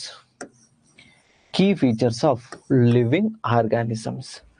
Simple ರೀ, ಜೀವಿಗಳ ಪ್ರಮುಖ ಗುಣಲಕ್ಷಣಗಳೇನು ಅಂತ. ನಾನ್ ನಿಮ್ಗೆ ಆಲ್ರೆಡಿ ಹೇಳಿದೀನಿ, ಜೀವಿ ಅಂತ ಅನ್ನಿಸ್ಕೋಬೇಕು ಅಂದ್ರೆ ಫಸ್ಟ್ ಅದು ರೀಪ್ರೊಡಕ್ಷನ್, ಸಂತಾನೋತ್ಪತ್ತಿ. ಈಗ ಒಂದು ಜೀವಿ ಮನುಷ್ಯ ಇನ್ನೊಂದು ಮನುಷ್ಯನ ಹುಟ್ಟಿಸ್ತಾನಲ್ವೇ, ಇನ್ನೊಂದು ಜೀವಿಯನ್ನ ಸಂತಾನೋತ್ಪತ್ತಿ ಮಾಡುತ್ತಲ್ವೇ. So number 1. ನಂಬರ್ 2, ಒಂದು ಜೀವಿ ಅನ್ನಿಸ್ಕೋಬೇಕು ಅಂದ್ರೆ ನಾವು ಹುಟ್ಟಾಗ ಇಷ್ಟಿದ್ವಲ್ವಾ, ಅಷ್ಟೇ ಇದ್ರಾಗುತ್ತಾ? ಗ್ರೋತ್ ಆಗ್ಬೇಕು, ಬೆಳವಣಿಗೆ ಆಗ್ಬೇಕು. Second feature. Third feature, metabolism, digestion food or nutrition to produce energy. So ಚಯಾಪಚಯ ಕ್ರಿಯೆ, ನಾವೇನು ಊಟವನ್ನ ತಿಂತೀವಿ ಅದರಿಂದ ಈ ಎನರ್ಜಿ ಬರುತ್ತೆ. ಫಾರ್ ಎಕ್ಸಾಂಪಲ್, ನಾನೀಗ ಮಾತಾಡ್ತಾ ಇದ್ದೀನಿ ಅಂದ್ರೆ, ಅಥವಾ ನಾನೀಗ ಓಡಾಡ್ತಾ ಇದ್ದೀನಿ ಅಂದ್ರೆ, ಅದಕ್ಕೆಲ್ಲವೂ ಕಾರಣ ನನ್ನ ದೇಹದಲ್ಲಿರ್ತಕ್ಕಂಥ ಎನರ್ಜಿ, ಶಕ್ತಿ ಅಲ್ವಾ. ಆ ಶಕ್ತಿ ಎಲ್ಲಿಂದ ಬರುತ್ತೆ? ನಾವೇನ್ ತಿಂತೀವಲ್ಲ ಅದರಿಂದ ಬರುತ್ತೆ. ಸೊ ತಿನ್ನೋದ್ರಿಂದ ಹೆಂಗ್ ಬರುತ್ತೆ ಸರ್? ಅದನ್ನ ನೆಕ್ಸ್ಟ್ ಕಾನ್ಸೆಪ್ಟ್ ಅಲ್ಲಿ ನಿಮ್ಗೆ ಹೇಳ್ಕೊಡ್ತೀನಿ. ಸೊ ಒಟ್ಟಾರೆ ಜೀವಿಗಳ ಪ್ರಮುಖ ಲಕ್ಷಣ ಅನ್ಸ್ಕೋಬೇಕು ಅಂದ್ರೆ ಆ ಒಂದು ಮೆಟಾಬಾಲಿಸಮ್ ಸಿಸ್ಟಮ್ ಕೂಡ ನಡಿಬೇಕು. Next last one, responding to the environmental stimulus, ಪರಿಸರದ ಪ್ರಚೋದನೆಗೆ ಪ್ರತಿಕ್ರಿಯಿಸಬೇಕು, ಅದನ್ನೇ ಜೀವಿ ಅನ್ನೋದು. ಫಾರ್ ಎಕ್ಸಾಂಪಲ್ ನೋಡಪ್ಪ, ಇಲ್ಲಿ ಸುಡ್ತಾ ಇದೆ, ನಾನು ಆ ಸುಡೋದನ್ನ ಮುಟ್ಟಿದ ತಕ್ಷಣ ಕೈ ಹಿಂದೆ ತೆಗೆದುಕೊಳ್ತೇನೆ. ಇಟ್ ಮೀನ್ಸ್ ಈ ಎನ್ವೈರನ್ಮೆಂಟಲ್ ಅಲ್ಲಿ ಅದೇನೋ ಒಂದು ಶಾಖ ಇತ್ತು, ಅದನ್ನ ಮುಟ್ತೆ, ಆ ಪ್ರಚೋದನೆಗೆ ನಾನು ಏನ್ ಮಾಡಿದೆ? ಪ್ರತಿಕ್ರಿಯೆಯನ್ನ ನೀಡಿದೆ. ಇಲ್ಲ ಏನಾದ್ರು ಸುಡ್ತಾ ಇದ್ರೆ ಹೋಗ ಅದನ್ನೇ ಹಿಂಗ್ ಇಟ್ಕೊಂಡಿದ್ರೆ ನಾನು ಜೀವಿ ಆಗ್ತೀನ? ನೋ. ಹಿಂಗ್ ಏರಿಯಾದಲ್ಲಿ ಹೋಗ್ತಾ ಇರ್ತಾರೆ, ಒಂದು ಬ್ಯೂಟಿಫುಲ್ ಆಗಿರ್ತಕ್ಕಂಥ ಹುಡುಗಿನ ನಾನು ನೋಡ್ತೀನಿ, ನೋಡಿ ಇವ್ರು ಚೆನ್ನಾಗಿದ್ದಾಳೆ, ಹಂಗೆ ನೋಡ್ತಾ ಇರ್ತೀನಿ. ಇಟ್ ಮೀನ್ಸ್ ಅದೊಂದು ಪ್ರಕೃತಿ, ನೇಚರ್. ಅದಕ್ಕೆ ನಾನು ಏನ್ ಮಾಡಿದೆ? ಪ್ರತಿಕ್ರಿಯೆಯನ್ನ ಕೊಟ್ಟೆ. ಯಾರು ಗುರು ಇಷ್ಟು ಚೆನ್ನಾಗಿದ್ದಾಳೆ, ನಮ್ಮ ಮೇರೆಗೆ ಬಂದಿದ್ದಾರೆ, ಇದು ನನ್ನ ಪ್ರತಿಕ್ರಿಯೆ. ಇಟ್ ಮೀನ್ಸ್ ಒಂದು ಜೀವಿ ಎನ್ಸ್ಕೋಬೇಕು ಅಂದ್ರೆ ರೀಪ್ರೊಡಕ್ಷನ್, ಸಂತಾನೋತ್ಪತ್ತಿ ನಡಿಬೇಕು, ಅದು ಗ್ರೋತ್, ಬೆಳವಣಿಗೆ ಆಗ್ಬೇಕು, ಮೆಟಾಬಾಲಿಸಮ್ ಸಿಸ್ಟಮ್, ಚಯಾಪಚಯ ಕ್ರಿಯೆ ಆಗ್ಬೇಕು. ಇಲ್ಲಿ ನಿಮ್ಗೆ ಒಂದು ಉಸಿರಾಟ ಕ್ರಿಯೆ ಹೇಳ್ಕೊಡ್ತೀನಿ, ನೆಕ್ಸ್ಟ್ ಮೈಟೋಕಾಂಡ್ರಿ ಹೇಳ್ಕೊಡ್ತೀನಿ, ಮೆಟಬಾಲಿಸಮ್ ಸಿಸ್ಟಮ್ ಇಂದ ಹೆಂಗ್ ಎನರ್ಜಿ ಬರುತ್ತೆ ಅಂತ ಅಲ್ಲಿ ನೋಡೋಣ. So next, responding to the environmental stimulus. ಇಷ್ಟು ಇದ್ರೆ ನಾವು ಜೀವಿ ಅಂತೇಳಿ ಕರಿತಾ ಹೋಗ್ತೀವಿ. ಸೊ ಇದು ಗ್ರೋತ್ ಆಗ್ಬೇಕು, ಬೆಳವಣಿಗೆ ಆಗ್ಬೇಕು, ಸಂತಾನೋತ್ಪತ್ತಿ ರೀಪ್ರೊಡಕ್ಷನ್ ಆಗ್ಬೇಕು, ಅಥವಾ ಮೆಟಬಾಲಿಸಮ್ ಸಿಸ್ಟಮ್ ಇವೆಲ್ಲ ಆಗ್ಬೇಕು ಅಂದ್ರೆ ಇದಕ್ಕೇನ್ ಬೇಕು? ಸೆಲ್ ಬೇಕು, ಜೀವಕೋಶ ಬೇಕು. ಈಗ ತಮಗೆ ಗೊತ್ತಾಯ್ತಲ್ವಾ ಸೆಲ್ಗೂ ಲೈಫ್ಗೂ ಏನ್ ಸಂಬಂಧ ಅಂತ. ಲೈಫ್, ಜೀವಿ, ಸೆಲ್ ಇಲ್ಲದೆ ಇರಲ್ಲ. ಓಕೆನಾ? ಸೊ ಇಷ್ಟು ಕ್ಲಾರಿಟಿ ಸಿಕ್ಕಿದ ನಂತರ ಮೈನ್ ಕ್ಯಾರೆಕ್ಟರಿಸ್ಟಿಕ್ಸ್ ಆಫ್ ಸೆಲ್, ಒಂದು ಜೀವಕೋಶದ ಗುಣಲಕ್ಷಣಗಳೇನು ಅಂತ ನೋಡೋಣ. ಈಗ ಒಂದು ಜೀವಿಯ ಗುಣಲಕ್ಷಣಗಳನ್ನ ನೋಡಿದ್ವಿ, ಈಗ ಜೀವಕೋಶದ ಗುಣಲಕ್ಷಣಗಳು. ಜೀವಿ ಫಾರ್ ಎಕ್ಸಾಂಪಲ್ ನನ್ನ ಗುಣಲಕ್ಷಣ, ಜೀವಿ ಅಂದ್ರೆ ನನ್ನ ಗುಣಲಕ್ಷಣಗಳನ್ನ ನೋಡಿದ್ವಿ ಆಲ್ರೆಡಿ. ಸಂತಾನೋತ್ಪತ್ತಿ ಮಾಡಬೇಕು, ಗ್ರೋತ್ ಆಗ್ಬೇಕು, ಬೆಳವಣಿಗೆ ಆಗ್ಬೇಕು. ಈಗ ನನ್ನಲ್ಲಿರ್ತಕ್ಕಂತಹ ಒಂದು ಸೆಲ್, ನನ್ನಲ್ಲಿರ್ತಕ್ಕಂತಹ ಯಾವುದಾದ್ರೂ ಒಂದು ಸೆಲ್, ಆ ಸೆಲ್ನ ಗುಣಲಕ್ಷಣವನ್ನ ಈಗ ನೋಡೋಣ. ತುಂಬಾ ಇಂಟ್ರೆಸ್ಟಿಂಗ್ ಸೈನ್ಸ್ ಅಂದ್ರೆ ಬನ್ನಿ. It must have a cell membrane or plasma membrane. ಈ ಒಂದು ಸೆಲ್ ಅನ್ಸ್ಕೋಬೇಕು ಅಂತಂದ್ರೆ, ಈ ಸೆಲ್ ಅನ್ಸ್ಕೋಬೇಕು ಅಂದ್ರೆ ಅದಕ್ಕೆ ಏನಿರ್ಬೇಕಂತೆ? It must have a cell membrane or plasma membrane, ಅಂದ್ರೆ ಕೋಶ ಪೊರೆ ಅಥವಾ ಪ್ಲಾಸ್ಮಾ ಪೊರೆ ಅಂತೇಳಿ ಕರಿತೀವಿ. ಇಟ್ ಮೀನ್ಸ್ ಇದೊಂದು ಸೆಲ್ ಆದ್ರೆ ನೋಡ್ರಿ, ಈ ಔಟರ್ ಬೌಂಡ್ರಿ ಏನಿದೆಯಲ್ವೇನ್ರಿ, ಇದು ಸೆಲ್ಲು, ಅದು ಇದು ನಿಮ್ಮ ಆರ್ಗನಲ್ಸ್ ಎಲ್ಲ ಇದಾವೆ. ಸೊ ಇದಕ್ಕೆ ಈ ಔಟರ್ ಲೈನ್ ಏನಿದೆಯಲ್ವಾ, ಔಟರ್ ಬೌಂಡ್ರಿ ಏನಿದೆಯಲ್ವಾ, ಇದನ್ನೇ ನಾವೇನಂತ ಹೇಳಿ ಕರಿತೀವಿ? ಕೋಶ ಪೊರೆ. ನೋಡಿ, ಕೋಶ ಪೊರೆ ಅಥವಾ ಪ್ಲಾಸ್ಮಾ ಮೆಂಬ್ರೈನ್, ಪ್ಲಾಸ್ಮಾ ಪೊರೆ, ಪ್ಲಾಸ್ಮಾ ಪೊರೆ, ಪ್ಲಾಸ್ಮಾ ಮೆಂಬ್ರೈನ್ ಅಂತ ಹೇಳಿ ಕರಿತೀವಿ, ಅಥವಾ ಸೆಲ್ ಮೆಂಬ್ರೈನ್ ಇಂಗ್ಲಿಷ್ ಅಲ್ಲಿ. ಇದನ್ನ ಅದಿರ್ಲೇಬೇಕು, ಅದಿದ್ರೆ ಸೆಲ್ ಅಂತ ಹೇಳಿ ನಾವು ಕರಿತೀವಿ. ಸೆಲ್ನ ಪ್ರಮುಖ ಲಕ್ಷಣ. ಈ ಕೋಶಪೊರೆ ಬಗ್ಗೆ ನಾನು ಮತ್ತೆ 20 ನಿಮಿಷ ಮಾತಾಡ್ತೀನಿ. ಆಮೇಲೆ ಸರ್ ಈ ಕೋಶಪೊರೆ ಅಂತ ಹೇಳ್ಕೊಟ್ರು ಇಷ್ಟೇ ಮುಗೀತು. ನೋ, ನಾನೀಗ ಹೇಳ್ತಿರೋ ಜಸ್ಟ್ ಕ್ಯಾರೆಕ್ಟರಿಸ್ಟಿಕ್ಸ್, ಗುಣಲಕ್ಷಣಗಳಷ್ಟೇ ಹೇಳ್ತಾ ಇದ್ದೀನಿ. ಇಟ್ ಮೀನ್ಸ್ ಕೋಶಪೊರೆ ಬಗ್ಗೆ ಮಿನಿಮಮ್ 30 ಮಿನಿಟ್ ಮಾತಾಡ್ತೀನಿ. Don't worry. ಫಸ್ಟ್ ಗುಣಲಕ್ಷಣ ನೋಡಿದ್ವಿ. ಸೆಕೆಂಡ್ನೇದು, it must have a fluid matrix, that is cytoplasm. ಇದು ಸೈಟೋಪ್ಲಾಸಮ್ ಅನ್ನ ಒಳಗೊಂಡಿರುತ್ತದೆ. ಸರ್ ಸೈಟೋಪ್ಲಾಸಮ್ ಅಂದ್ರೆ ಏನ್ ಸರ್? ವರ್ಡ್ ಅನ್ನ ಬ್ರೇಕ್ ಡೌನ್ ಮಾಡಿ. Cytoplasm, plasm. Sir cyto means cell ಅಂತ. ಸೈಟೋಪ್ಲಾಸಮ್ ಅಂದ್ರೆ ಸೈಟೋ ಅಂದ್ರೆ ಸೆಲ್ ಅಂದ್ರೆ ಕೋಶ, ಜೀವಕೋಶ. ಪ್ಲಾಸಮ್ ಅಂದ್ರೆ ಫ್ಲೂಯಿಡ್, ದ್ರವ ಅಂತ ಹೇಳಿ. ಪ್ಲಾಸಮ್ ಅಂದ್ರೆ ಲ್ಯಾಟಿನ್ ವರ್ಡ್ ಅಲ್ಲಿ ದ್ರವ.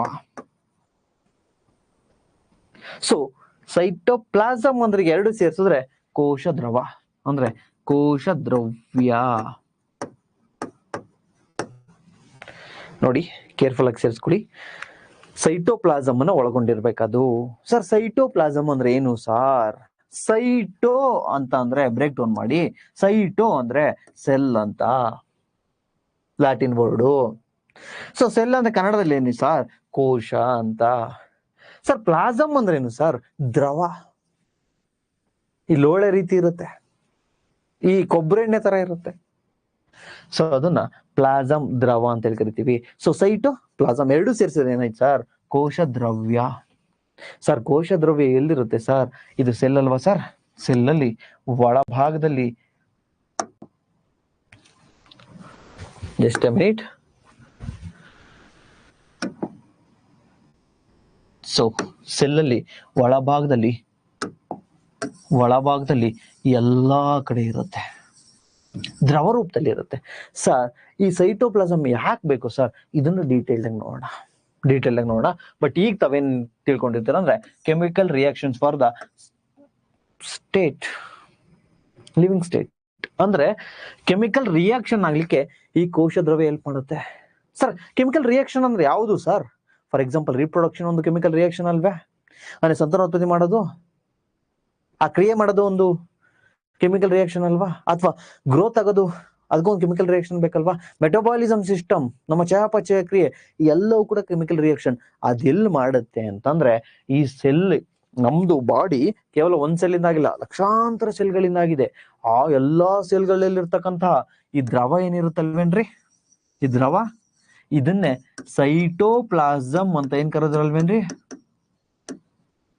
ಸೈಟೋ ಅಂದ್ರೆ ಸೆಲ್ಲು, ಕೋಶ, ಪ್ಲಾಸಮ್ ಅಂದ್ರೆ ದ್ರವ, ಕೋಶ ದ್ರವ್ಯ ಅಂತ ಏನ್ ಕರೆದು ಅಲ್ವಾ? ಸೊ ಇದು ಆ ರೀತಿಯ ಕೆಮಿಕಲ್ ರಿಯಾಕ್ಷನ್ಗೆ ಸಹಾಯವನ್ನ ಮಾಡುತ್ತೆ. ಸರ್ ಯಾವ್ಯಾವ ಕೆಮಿಕಲ್ ರಿಯಾಕ್ಷನ್ ಸರ್? ಡೀಟೇಲ್ ಆಗಿ ನಾನು ಸೈಟೋಪ್ಲಾಸಮ್ ಬಂದಾಗ ಹೇಳ್ಕೊಡ್ತೀನಿ. ಈಗ ಜಸ್ಟ್ ಗುಣಲಕ್ಷಣಗಳು. ಫಸ್ಟ್ ಗುಣಲಕ್ಷಣ, it must have a cell membrane. ಅದು ಕೋಶ ಪೊರೆಯನ್ನ ಹೊಂದಿರಬೇಕು. ನೋಡಿದ್ವಿ, ಎಸ್ ಹೊಂದಿದೆ. ನಂತರ ಸೆಕೆಂಡ್ ಏನ್ ಹೇಳ್ತು ಅಂದ್ರೆ it must have a fluid matrix called cytoplasm. ಅಂದ್ರೆ ಈ ಕೋಶ ದ್ರವ್ಯವನ್ನ ಹೊಂದಿರಬೇಕು ಅಂತ ಹೇಳಿದ್ರು. ಥರ್ಡ್ ಯಾವುದು ಅಂದ್ರೆ it must have a genetic material in the form of DNA, RNA which contains instructions for the cell structure, function and reproduction. ಆ ಎರಡರ ಜೊತೆಗೆ ಜೆನೆಟಿಕಲ್ ಮೆಟೀರಿಯಲ್ಸ್, ವಂಶವಾಹಿನಿಗಳು ಅಥವಾ DNA RNA ಇರ್ಬೇಕು ಅಂತ ಹೇಳುತ್ತೆ. ಅದೆಲ್ಲಿದ್ದಾವೆ ಸಾರ್ ಅಂದ್ರೆ ಈ ನ್ಯೂಕ್ಲಿಯಸ್ ಏನಿದೆಯಲ್ವಾ, ಈ ಕೋಶ ಕೇಂದ್ರ ಏನಿದೆಯಲ್ಲ ಅದರ ಒಳಗಡೆ ಇದಾವೆ. ಡೋಂಟ್ ವರಿ, ತಲೆ ಕೆಡಿಸ್ಕೋಬೇಡಿ, ಆರಾಮಾಗಿರಿ. ಒಂದೊಂದು ಭಾಗಗಳನ್ನು ಕೂಡ ನಾನು ಎಕ್ಸ್ಪ್ಲೈನ್ ಮಾಡ್ತೀನಿ. ಬಟ್ ನಾನು ಈಗೇನ್ ಜಸ್ಟ್ ಇಂಟ್ರೊಡಕ್ಷನ್ ಕೊಡ್ತಾ ಇದ್ದೀನಿ. ಸೆಲ್ ಅಂದ್ರೆ ಗುಣಲಕ್ಷಣಗಳಂದ್ರೆ ಏನು ಅಂತ ಹೇಳ್ಕೊಡ್ತಾ ಇದ್ದೀನಿ. So next last one. So ಇಷ್ಟು ಗುಣಲಕ್ಷಣಗಳನ್ನ ಒಳಗೊಂಡಿರ್ಬೇಕು. ಲಾಂಗ್ ಸ್ಟೋರಿ ಶಾರ್ಟ್, ಒಂದು ಜೀವಿ, ಇಟ್ ಮೀನ್ಸ್ ಪ್ರೇಮ್, ಒಂದು ಜೀವಿ.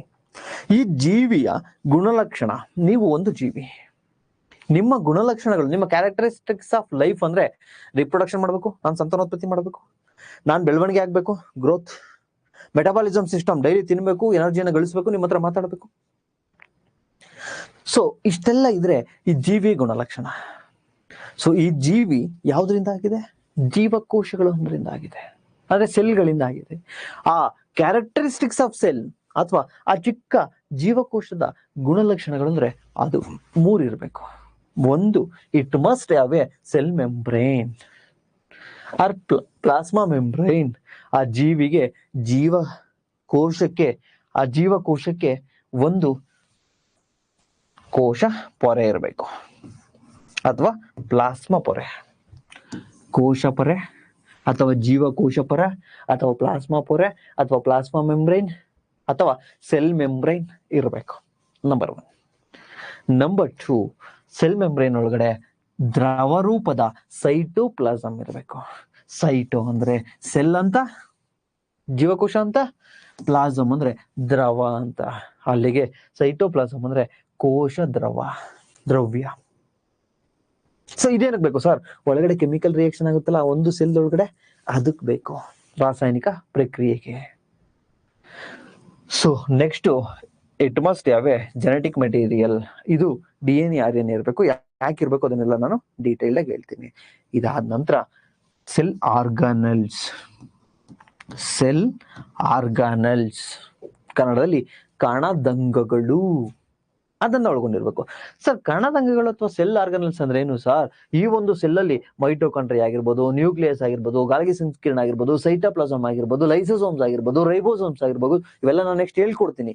ಈ ಎಲ್ಲ ಇದಾವಲ್ವಾ, ಆ ಇಂಡಿವಿಜುವಲ್ ಒಂದೊಂದಕ್ಕೂ ಕೂಡ ನಾವು ಕಣದಂಗ ಅಂತ ಹೇಳಿ ಕರಿತೀವಿ. ಏನಂತ ಕರಿತೀವಿ? ಕಣದಂಗಗಳು ಅಥವಾ cell organelles.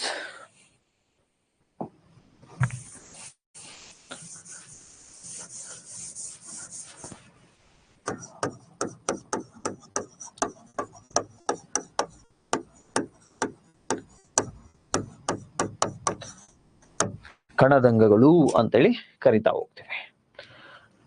So long story short, ಜೀವಿಯ ಲಕ್ಷಣಗಳನ್ನ ಹೇಳಿದೆ, ಈ ಕಡೆ ಜೀವಕೋಶಗಳ ಲಕ್ಷಣಗಳನ್ನ ಹೇಳಿದೆ.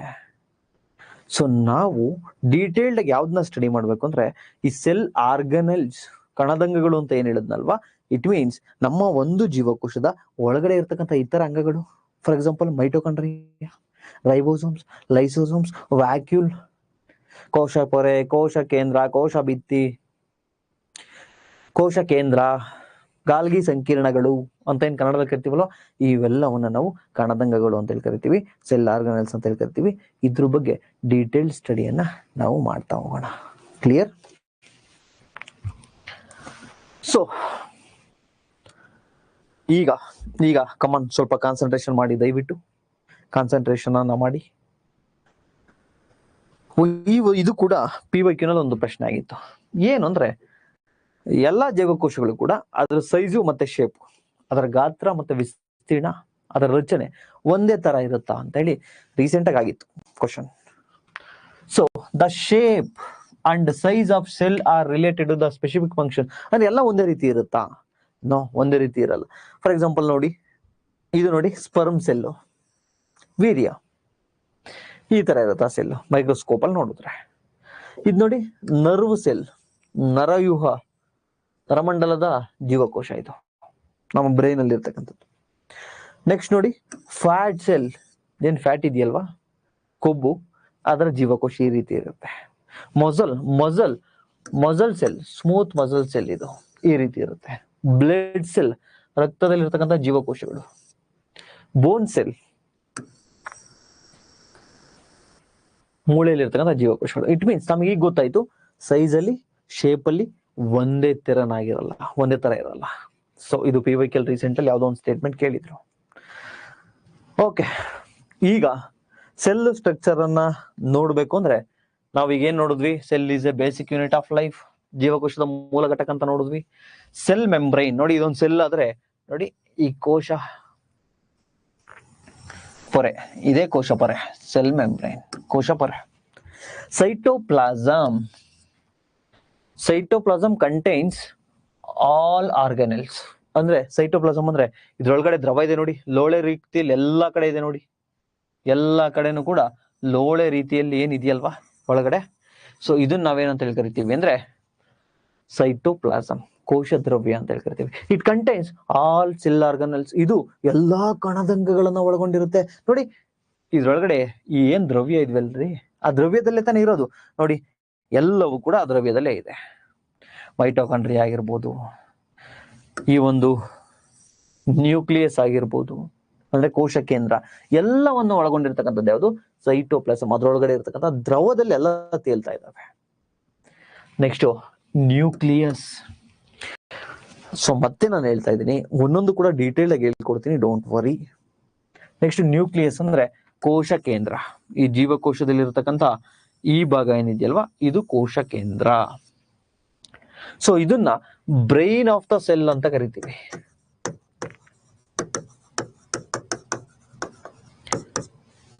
ಈ ಒಂದು ಜೀವಕೋಶದ ಮೆದುಳು ಅಂತೇಳಿ ಕರಿತಾ ಹೋಗ್ತೀವಿ. ಯಾಕೆ ಕರಿತಾ ಹೋಗ್ತೀವಿ ಅಂದ್ರೆ ಕಂಪ್ಲೀಟ್ ಈ ಫಂಕ್ಷನ್ ಏನಿದೆಯಲ್ವಾ, ಈ ಜೀವಕೋಶದ ಕೆಲಸ ಏನಿದೆಯಲ್ವಾ, ಕಾರ್ಯ ಏನಿದೆಯಲ್ವಾ, ಕಂಪ್ಲೀಟ್ ಕಂಟ್ರೋಲ್ ಮಾಡುತ್ತೆ, ಕಂಪ್ಲೀಟ್ ನಿಯಂತ್ರಿಸುತ್ತೆ.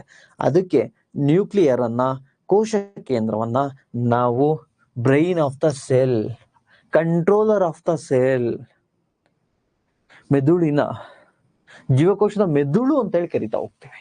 ಯಾವ್ದನ್ನ? ನ್ಯೂಕ್ಲಿಯಸ್ ಅನ್ನ. Next cell organelles. ತಮಗೆ ಗೊತ್ತು, ಸೆಲ್ ಆರ್ಗನಲ್ಸ್ ಅಂದ್ರೆ ಕಣದಂಗಗಳು ಅಂತೇಳಿ. ಕಣದಂಗಗಳು ಯಾವುದು? ನೋಡಿ, ಕೋಶ ಪೊರೆನೂ ಕಣದಂಗ, ಈ ನ್ಯೂಕ್ಲಿಯಸ್ ಕೋಶ ಕೇಂದ್ರನೂ ಒಂದು ಕಣದಂಗ, ಮೈಟೋಕಾಂಡ್ರಿಯಾನು ಒಂದು ಕಣದಂಗ, ಲೈಸೋಸೋಮ್ ಒಂದು ಕಣದಂಗ, ರೈಬೋಸೋಮ್ ಒಂದು ಕಣದಂಗ, ಗಾಲ್ಗಿ ಬಾಡೀಸ್, ಗಾಲ್ಗಿ ಸಂಕೀರ್ಣಗಳು ಅದೊಂದು ಕಣದಂಗ. ಸೊ ಇವೆಲ್ಲವನ್ನು ಕೂಡ ಕಣದಂಗಗಳು ಅಥವಾ ಸೆಲ್ ಆರ್ಗನಲ್ಸ್ ಅಂತ ಹೇಳಿ ಕರಿತಾ ಹೋಗ್ತೀವಿ. ಸೊ ಅದನ್ನ ಇಷ್ಟೊತ್ತು ನಾನು ಹೇಳ್ಕೊಟ್ಟಿದ್ನಲ್ಲ, ಇದು ಬೇಸಿಕ್ಸ್. ಅದನ್ನ ಡೀಪ್ ಆಗಿ ನಾವು ಡಿಸ್ಕಷನ್ ಅನ್ನ ಮಾಡ್ತಾ ಹೋಗೋಣ. First one, cell membrane.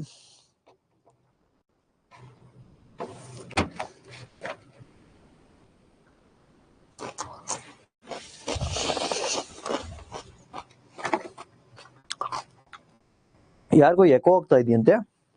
Eco ಹೋಗ್ತಾ ಇದೆಯಾ?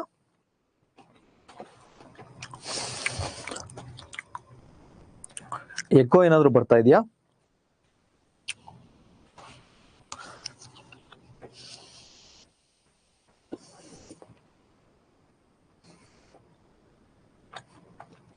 ಕ್ಲಿಯರ್ ಇದೆ ಅಲ್ವಾ?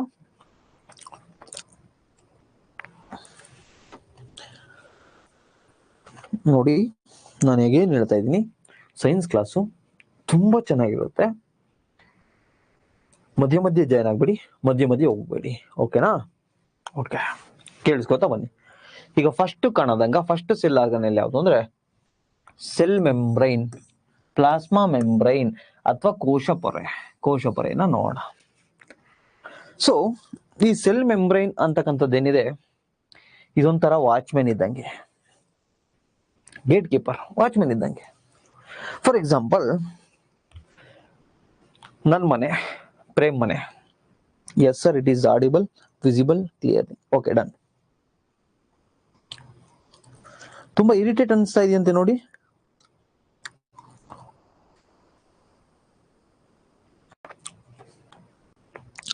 ನೀಟಾಗಿ ಕೇಳಿಸ್ತಾ ಇಲ್ವಾ? ದಯವಿಟ್ಟು ಹೇಳಿ, ಸರಿ ಮಾಡೋಣ. ವಿಷ್ಣು ಸರ್ ಹೇಳ್ತಿದ್ದಾರೆ, ತುಂಬಾ ಇಂಟ್ರೆಸ್ಟಿಂಗ್ ಆಗಿದೆಯಾ ಕ್ಲಾಸು? ನಾನು ಇರಿಟೇಟಿಂಗ್ ಆಗಿದೆಯಾ ಅನ್ಕೊಂಡೆ. Okay okay, sorry sorry, done. Interesting ಆಗಿದೆಯಾ? Very good, thank you sir. Okay, ನೋಡ್ರಿ, ಸೆಲ್ ಮೆಂಬ್ರೈನ್, ಕೋಶ ಪೊರೆ ಅಥವಾ ಪ್ಲಾಸ್ಮಾ ಮೆಂಬ್ರೈನ್, ನಾನು 3 ವರ್ಡ್ ಅನ್ನು ಯೂಸ್ ಮಾಡ್ತೀನಿ ಬಿಕಾಸ್ ನಿಮಗೆ ಕನ್ಫ್ಯೂಷನ್ ಮಾಡ್ಲಿಕ್ಕೆ ಎಕ್ಸಾಮ್ ಅಲ್ಲಿ ಕೇಳ್ತಾರೆ. Very good.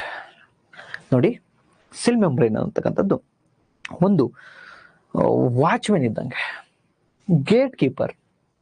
ಫಾರ್ ಎಕ್ಸಾಂಪಲ್, ನಮ್ಮನೆ ವಾಚ್ಮೆನ್. ಸೊ ನಮ್ಮನೆ ವಾಚ್ಮೆನ್ ಇದ್ದಂಗೆ ಈ ಸೆಲ್ ಮೆಂಬ್ರೈನ್. ನಮ್ಮನೆ ವಾಚ್ಮೆನ್ ಏನ್ ಮಾಡ್ತಾನೆ? ಅವನಿಗೆ ಚೆನ್ನಾಗಿ ಗೊತ್ತಿರುತ್ತೆ ಯಾವಾಗ ಹೆಂಡ್ತಿನ ಒಳಗಡೆ ಬಿಡಬೇಕು, ಯಾರು ಬಂದಾಗ ಒಳಗಡೆ ಬಿಡ್ಬೇಕು, ಯಾರು ಬಂದಾಗ ಒಳಗಡೆ ಬಿಡಬಾರ್ದು. ಹೆಂಡ್ತಿ ಬಂದಾಗ ಒಳಗಡೆ ಬಿಡಬೇಕು, ಹೆಂಡ್ತಿ ಮನೆ ಒಳಗಡೆ ಇದ್ದ ಗರ್ಲ್ ಫ್ರೆಂಡ್ ನ ಬಿಡಬಾರ್ದು. ಸೊ ಯಾವಾಗ ಹೆಂಡ್ತಿ ಒಳಗಡೆ ಬಿಡಬೇಕು, ಯಾವಾಗ ಗರ್ಲ್ ಫ್ರೆಂಡ್ ನ ಒಳಗಡೆ ಬಿಡಬೇಕು, ಇದೆಲ್ಲ ಯಾರಿಗ್ ಗೊತ್ತಿರುತ್ತೆ? ನಮ್ಮ ವಾಚ್ಮೆನ್ಗೆ ನಾನು ಹೇಳ್ಕೊಟ್ಟಿರ್ತೀನಿ ಅಲ್ವಾ? ಒಳಗಡೆ ಹೆಂಡ್ತಿ ಇದೆಯಲ್ಲಪ್ಪ, ಗರ್ಲ್ ಫ್ರೆಂಡ್ ಬಂದ್ರೆ ಬಿಡ್ಬೇಡ. ಈ ವಾಚ್ಮೆನ್ ಏನ್ ಮಾಡ್ತಾನೆ? ಅದ್ರ ಪ್ರಕಾರ ನಡ್ಕೋತಾನೆ. ಸೊ ಇನ್ಯಾರಾದ್ರೂ ನನ್ನ ಫ್ರೆಂಡ್ಸ್ ಬಂದ್ರೆ ಇರಿಟೇಟ್ ಏನಾದ್ರು ಮಾಡ್ತಾ ಇದ್ರೆ ನಾನು ಮುಂಚೆನೆ ವಾಚ್ಮೆನ್ಗೆ ಹೇಳಿರ್ತೀನಿ, ಈ ಫ್ರೆಂಡು ಇರಿಟೇಟ್ ಮಾಡ್ತಾನೆ, ನಾನಿದ್ರು ಇಲ್ಲ ಅಂತೇಳಿ ವಾಪಸ್ ಕಳಿಸು, ಒಳಗಡೆ ಬಿಡಬೇಡ. ಇಟ್ ಮೀನ್ಸ್ ಈ ವಾಚ್ಮೆನ್ ನನ್ಗೆ ಏನ್ ಮಾಡ್ತಾನೆ, ಕೆಲವೊಬ್ರನ್ನ ಒಳಗಡೆ ಬಿಡ್ತಾನೆ, ಕೆಲವೊಬ್ರನ್ನ ಒಳಗಡೆ ಬಿಡಲ್ಲ. ಅಷ್ಟ್ ಮಾತ್ರ ಅಲ್ಲ, ಕೆಲವೊಬ್ರನ್ನ ಯಾವಾಗ ಬಿಡ್ಬೇಕು ಅವಾಗ ಮಾತ್ರ ಒಳಗಡೆ ಬಿಡ್ತಾನೆ. ಫಾರ್ ಎಕ್ಸಾಂಪಲ್ ಗರ್ಲ್ ಫ್ರೆಂಡ್, ಹೆಂಡತಿ ಮನೇಲಿ ಇಲ್ದೇ ಇದ್ದಾಗ ಬಿಡ್ಬೇಕು. ಇದು ಕಾನ್ಸೆಪ್ಟ್ ಅಲ್ವಾ? ಸೊ ಇದೇ ತರ ಸೆಲ್ ಮೆಂಬ್ರೈನ್ ಕೂಡ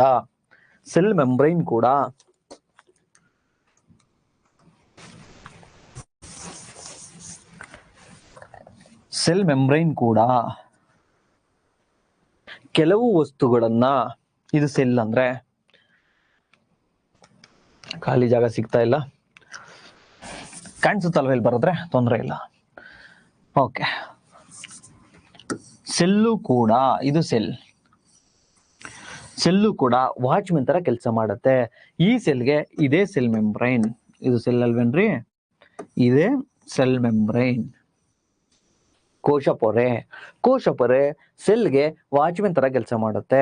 ಕೆಲವು ಐಟಮ್ ಅನ್ನ ಒಳಗಡೆ ಬಿಡುತ್ತೆ, ಸೆಲ್ ಒಳಗಡೆ ಕೆಲವು ವಸ್ತುಗಳನ್ನ ಬಿಡುತ್ತೆ, ಇನ್ ಕೆಲವು ವಸ್ತುಗಳನ್ನ ಸೆಲ್ಲಿಂದ ಆಚೆನೂ ಬಿಡುತ್ತೆ. ಕೆಲವು ವಸ್ತುಗಳನ್ನ ಸೆಲ್ ಒಳಗಡೆ ಈ ಕೋಶಪೊರೆ ಜೀವಕೋಶದೊಳಗಡೆ ಬಿಡಲ್ಲ, ಲೈಕ್ ನಮ್ಮ ವಾಚ್ಮೆನ್. ಸೊ ಅದಕ್ಕೆ ಇದನ್ನ ಸೆಲೆಕ್ಟಿವ್ಲಿ ಪರ್ಮಿಯಬಲ್ ಮೆಂಬ್ರೇನ್ ಅಂತ ಹೇಳಿ ಕರಿತಾ ಹೋಗ್ತೀವಿ. ಏನಂತ ಕರಿತಾ ಹೋಗ್ತೀವಿ? Selectively permeable membrane. ಕನ್ನಡದಲ್ಲಿ ಅರೆ ವ್ಯಾಪ್ಯ ಪೊರೆ ಅಥವಾ ಅರೆ ಪಾರಕ. ಇದು NCERT ಟ್ರಾನ್ಸ್ಲೇಷನ್, ಅಫಿಷಿಯಲ್ ಗೌರ್ಮೆಂಟ್ ಮಾಡಿರ್ತಕ್ಕಂಥದ್ದು. ಸೊ ಅರೆ ವ್ಯಾಪ್ಯ ಪೊರೆ, selective permeable membrane. For example, ನನ್ನ ವಾಚ್ಮೆನ್ ಕೆಲವ್ರನ್ನ ಬಿಡಲ್ಲ, ಕೆಲವ್ರನ್ನ ಬಿಡ್ತಾನೆ. ಅದೇ ರೀತಿ ಈ ಸೆಲ್ಗೆ, ಈ ಜೀವಕೋಶಕ್ಕೆ ವಾಚ್ಮೆನ್ ಆಗಿರ್ತಕ್ಕಂತಹ ಈ ಕೋಶ ಪೊರೆ ಏನಿದೆ,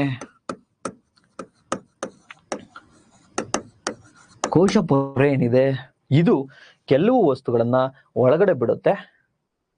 ಈ ಪ್ರಕೃತಿಯಲ್ಲಿ ಇರ್ತಕ್ಕಂಥ ಕೆಲವು ವಸ್ತುಗಳನ್ನ ಒಳಗಡೆ ಬಿಡುತ್ತೆ, ಕೆಲವು ವಸ್ತುಗಳನ್ನ ಆ ಒಳಗಡೆ ಸೆಲ್ ಒಳಗಡೆಯಿಂದ ಹೊರಗಡೆ ಆಗುತ್ತೆ. ಬಟ್ ಕೆಲವು ವಸ್ತುಗಳನ್ನ ಒಳಗಡೆನೂ ಬಿಡಲ್ಲ. ಅದಕ್ಕೆ ಇದನ್ನ ಸೆಲೆಕ್ಟಿವ್ಲಿ ಪರ್ಮಿಯಬಲ್ ಮೆಂಬ್ರೈನ್ ಸೆಲೆಕ್ಟ್ ಮಾಡುತ್ತೆ. ನೀನು ಪ್ರೇಮ್ ಒಳ್ಳೆ ಫ್ರೆಂಡ್ ಒಳಗಡೆ ಬಾ ಅಂತೇಳಿ ನಮ್ಮ ವಾಚ್ಮೆನ್ ಬಿಡ್ತಾನೆ. ಪ್ರೇಮ್ ವೈಫ್ ಇಲ್ಲ, ಗರ್ಲ್ ಫ್ರೆಂಡ್ ನೀನೀಗ ಒಳಗಡೆ ಬಾ ಅಂತ ನಮ್ಮ ವಾಚ್ಮೆನ್ ಬಿಡ್ತಾನೆ. ಅದೇ ರೀತಿ ಸೆಲ್ಲನ್ನು ಕೂಡ ಅಷ್ಟೇ, ಯಾರನ್ನ ಬಿಡ್ಬೇಕು, ಯಾರನ್ನ ಬಿಡಬಾರ್ದು. ಅದಕ್ಕೆ ಅದನ್ನ ಸೆಲೆಕ್ಟಿವ್ಲಿ ಪರ್ಮಿಯಬಲ್ ಮೆಂಬ್ರೈನ್, ಅರೆ ವ್ಯಾಪ್ಯ ಪೊರೆ ಅಂತೇಳಿ ಕರಿತಾ ಹೋಗ್ತೀವಿ. So cell membrane, this is the outer most covering of the cell. ಇದು ಜೀವಕೋಶದ ಅತ್ಯಂತ ಹೊರ ಹೊದಿಕೆ ಅಲ್ವೇನ್ರಿ? ಈ ಜೀವಕೋಶ ಅಂದ್ರೆ ಅತ್ಯಂತ ಹೊರ ಹೊದಿಕೆ ಯಾವುದು ಅಂದ್ರೆ ಸೆಲ್ ಮೆಂಬ್ರೈನ್, ಪ್ಲಾಸ್ಮಾ ಮೆಂಬ್ರೈನ್ ಅಥವಾ ಜೀವಕೋಶ, ದ ಪೊರೆ, ಕೋಶ ಪೊರೆ. Next, it's separates content of cell from its external environment. ಈ ಕೋಶ ಪೊರೆ ಏನಿದೆ, ಫಾರ್ ಎಕ್ಸಾಂಪಲ್ ಇದೇ ಕೋಶ ಅನ್ಕೊಳ್ಳಿ, ಇದು ಒಂದು ಜೀವಕೋಶ. ಈ ಮೇಲ್ಗಡೆ ಚರ್ಮ ಏನಿದೆಯಲ್ವಾ, ಇದು ಕೋಶ ಪೊರೆ ಅನ್ಕೊಳ್ಳಿ, ಕೋಶ ಪೊರೆ. ಸೊ ಇದೇನ್ ಮಾಡುತ್ತೆ ಅಂದ್ರೆ, it separates content of the cell from the it's external environment. ಇದು ಈ ಚರ್ಮ, ಈ ಕೋಶ ಪೊರೆ, ಈ ಒಳಗಡೆ ಇದೆಯಲ್ಲ, ಈ ಸೆಲ್ ಒಳಗಡೆ ಅಂದ್ರೆ ಚರ್ಮದ ಒಳಗಡೆ ಏನೇನು ಐಟಮ್ ಇದಾವಲ್ವಾ, ಇದರಲ್ಲಿ ರೈಬೋಸೋಮ್ಸ್ ಆಗಿರ್ಬೋದು, ಲೈಸೋಸೋಮ್ಸ್ ಆಗಿರ್ಬೋದು, ಕೋಶ ಕೇಂದ್ರ ಆಗಿರ್ಬೋದು, ಈ ತರ ಅವನ್ನ ಈ ಹೊರಗಡೆ ಎನ್ವೈರನ್ಮೆಂಟ್ ಇಂದ, ಇಲ್ಲಿ ಗಾಳಿ ಇದೆ, ಇಲ್ಲಿ ಕ್ಯಾಮ್ರಾ ಇದೆ, ಇಲ್ಲಿ ವೈಫೈ ಇದೆ, ಈ ಹೊರಗಡೆ ಪ್ರಪಂಚದಿಂದ ಬೇರ್ಪಡಿಸುತ್ತವೆ. ಇಟ್ ಮೀನ್ಸ್ ಈ ಸೆಲ್ಲು, ಈ ಹೊರಗಡೆ ಬೆಂಕಿ ಇದೆ, ಗಾಳಿ ಇದೆ, ಇದೆಲ್ಲ ಇದೆ. ಸೊ ಈ ಹೊರಗಿನ ಪ್ರಪಂಚದಿಂದ ಈ ಸೆಲ್ಲಲ್ಲಿ ಇರ್ತಕ್ಕಂಥ ಒಳಗಿನ ಅಂಶಗಳನ್ನ ಬೇರ್ಪಡಿಸುವುದು ಯಾವುದು? ಔಟರ್ ಮೋಸ್ಟ್ ಏರಿಯಾ, ಲೇಯರ್, ಜೀವಕೋಶದ ಅತ್ಯಂತ ಹೊರಗಿನ ಪೊರೆ ಇದು. And then the plasma membrane allows or permits entry and exit of some materials and in and out of the cell. ಇದು ಕೆಲವು ವಸ್ತುಗಳನ್ನ ಒಳಹೋಗುವ, ಹೊರಬರುವ ಕೆಲವು ವಸ್ತುಗಳ ಚಲನೆಯನ್ನ ನಿಯಂತ್ರಿಸುತ್ತದೆ. ಇದು ಕೆಲವು ವಸ್ತುಗಳ ಚಲನೆಯನ್ನ ತಡೆಗಟ್ಟುತ್ತದೆ. ಕೋಶಪೊರೆ ಕೆಲವು ವಸ್ತುಗಳನ್ನ ಹೊರಗೆ ಕಳಿಸುತ್ತೆ, ಕೆಲವು ವಸ್ತುಗಳನ್ನ ಕೋಶದೊಳಗಡೆ ಹಾಕೊಳ್ಳುತ್ತೆ. ಕೆಲವು ವಸ್ತುಗಳನ್ನ ಒಳಗಡೆ ಬಿಡೋದೇ ಇಲ್ಲ, ಲೈಕ್ ನಮ್ಮ ವಾಚ್ಮೆನ್ ತರ. ಸೊ ಅದಕ್ಕೆ ಇದನ್ನ ಸೆಲೆಕ್ಟಿವ್ಲಿ ಪರ್ಮಿಯಬಲ್ ಮೆಂಬ್ರೇನ್, ಕೋಶ ಪೊರೆಯನ್ನ ಅರವ್ಯಾಪ್ಯ ಪೊರೆ ಅಂತಾನು ಕೂಡ ಕರಿತಾ ಹೋಗ್ತೀವಿ. So then selectively permeable membrane, ಅರೆವ್ಯಾಪ್ಯ ಪೊರೆ, ಅರ್ಥ ಆಯ್ತಲ್ವಾ? Clear?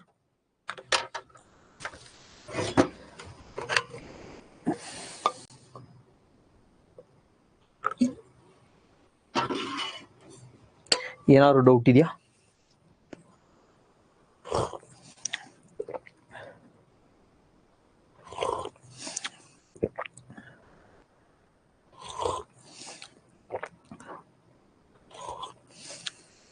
Very good.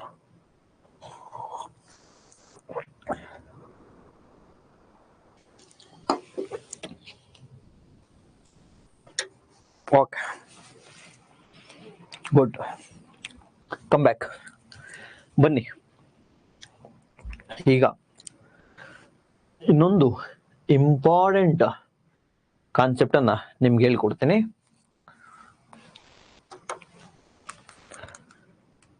Okay, so ಸ್ವಲ್ಪ ಫೋಕಸ್ ಮಾಡಿ.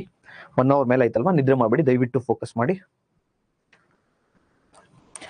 ಇನ್ನ ಹೇಳ್ಕೊಡ್ತೀನಿ, ಇನ್ನ ಇದೆ ಸರ್, ಅದೊಂದೇನಾದ್ರೂ ಫಂಕ್ಷನ್? ನೋ, ಇನ್ನ ತುಂಬಾ ಇದೆ, ಹೇಳ್ಕೊಡ್ತೀನಿ. ಫೋಕಸ್ ಮಾಡಿ. ಸೆಲ್ ಮೆಂಬ್ರೈನ್ ಇದು ಅಲ್ವೇನ್ರಿ? ಕೋಶಪೊರೆ ಅಲ್ವೇನ್ರಿ? ಇದು ಕೋಶಪೊರೆ. ಇಲ್ಲೊಂದು ಆಬ್ಜೆಕ್ಟಿವ್ ಇದೆ, ಯಾವುದೋ ಒಂದು ಮಾಲಿಕ್ಯೂಲ್ಸ್, ಯಾವುದೋ ಒಂದು ವಸ್ತು ಇದೆ, ಇಲ್ಲಿ ಯಾವುದೋ ಒಂದು ಅಣು ಇದೆ. ಸೊ ಇದು ಯಾವುದೋ ಒಂದು ವಸ್ತು ಅನ್ಕೊಳ್ಳಿ, ಯಾವುದೋ ಒಂದು ವಸ್ತು. ಇದು ಸೆಲ್ ಒಳಗಡೆ ಹೋಗಕ್ಕೆ ಪ್ರಯತ್ನ ಪಡುತ್ತೆ. ಇದು ಸೆಲ್.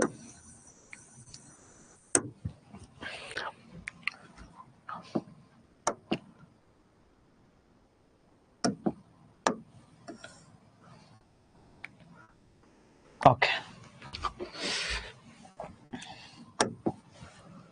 ಒಳಗಡೆ ಹೋಗಕ್ಕೆ ಪ್ರಯತ್ನ ಪಡುತ್ತೆ ಈ ಮಾಲಿಕ್ಯೂಲ್ಸ್, ಸೆಲ್ ಒಳಗಡೆ ಹೋಗಕ್ಕೆ. ಆಗ ಇದಕ್ಕೆ 3 ಆಪ್ಷನ್ ಇರುತ್ತೆ.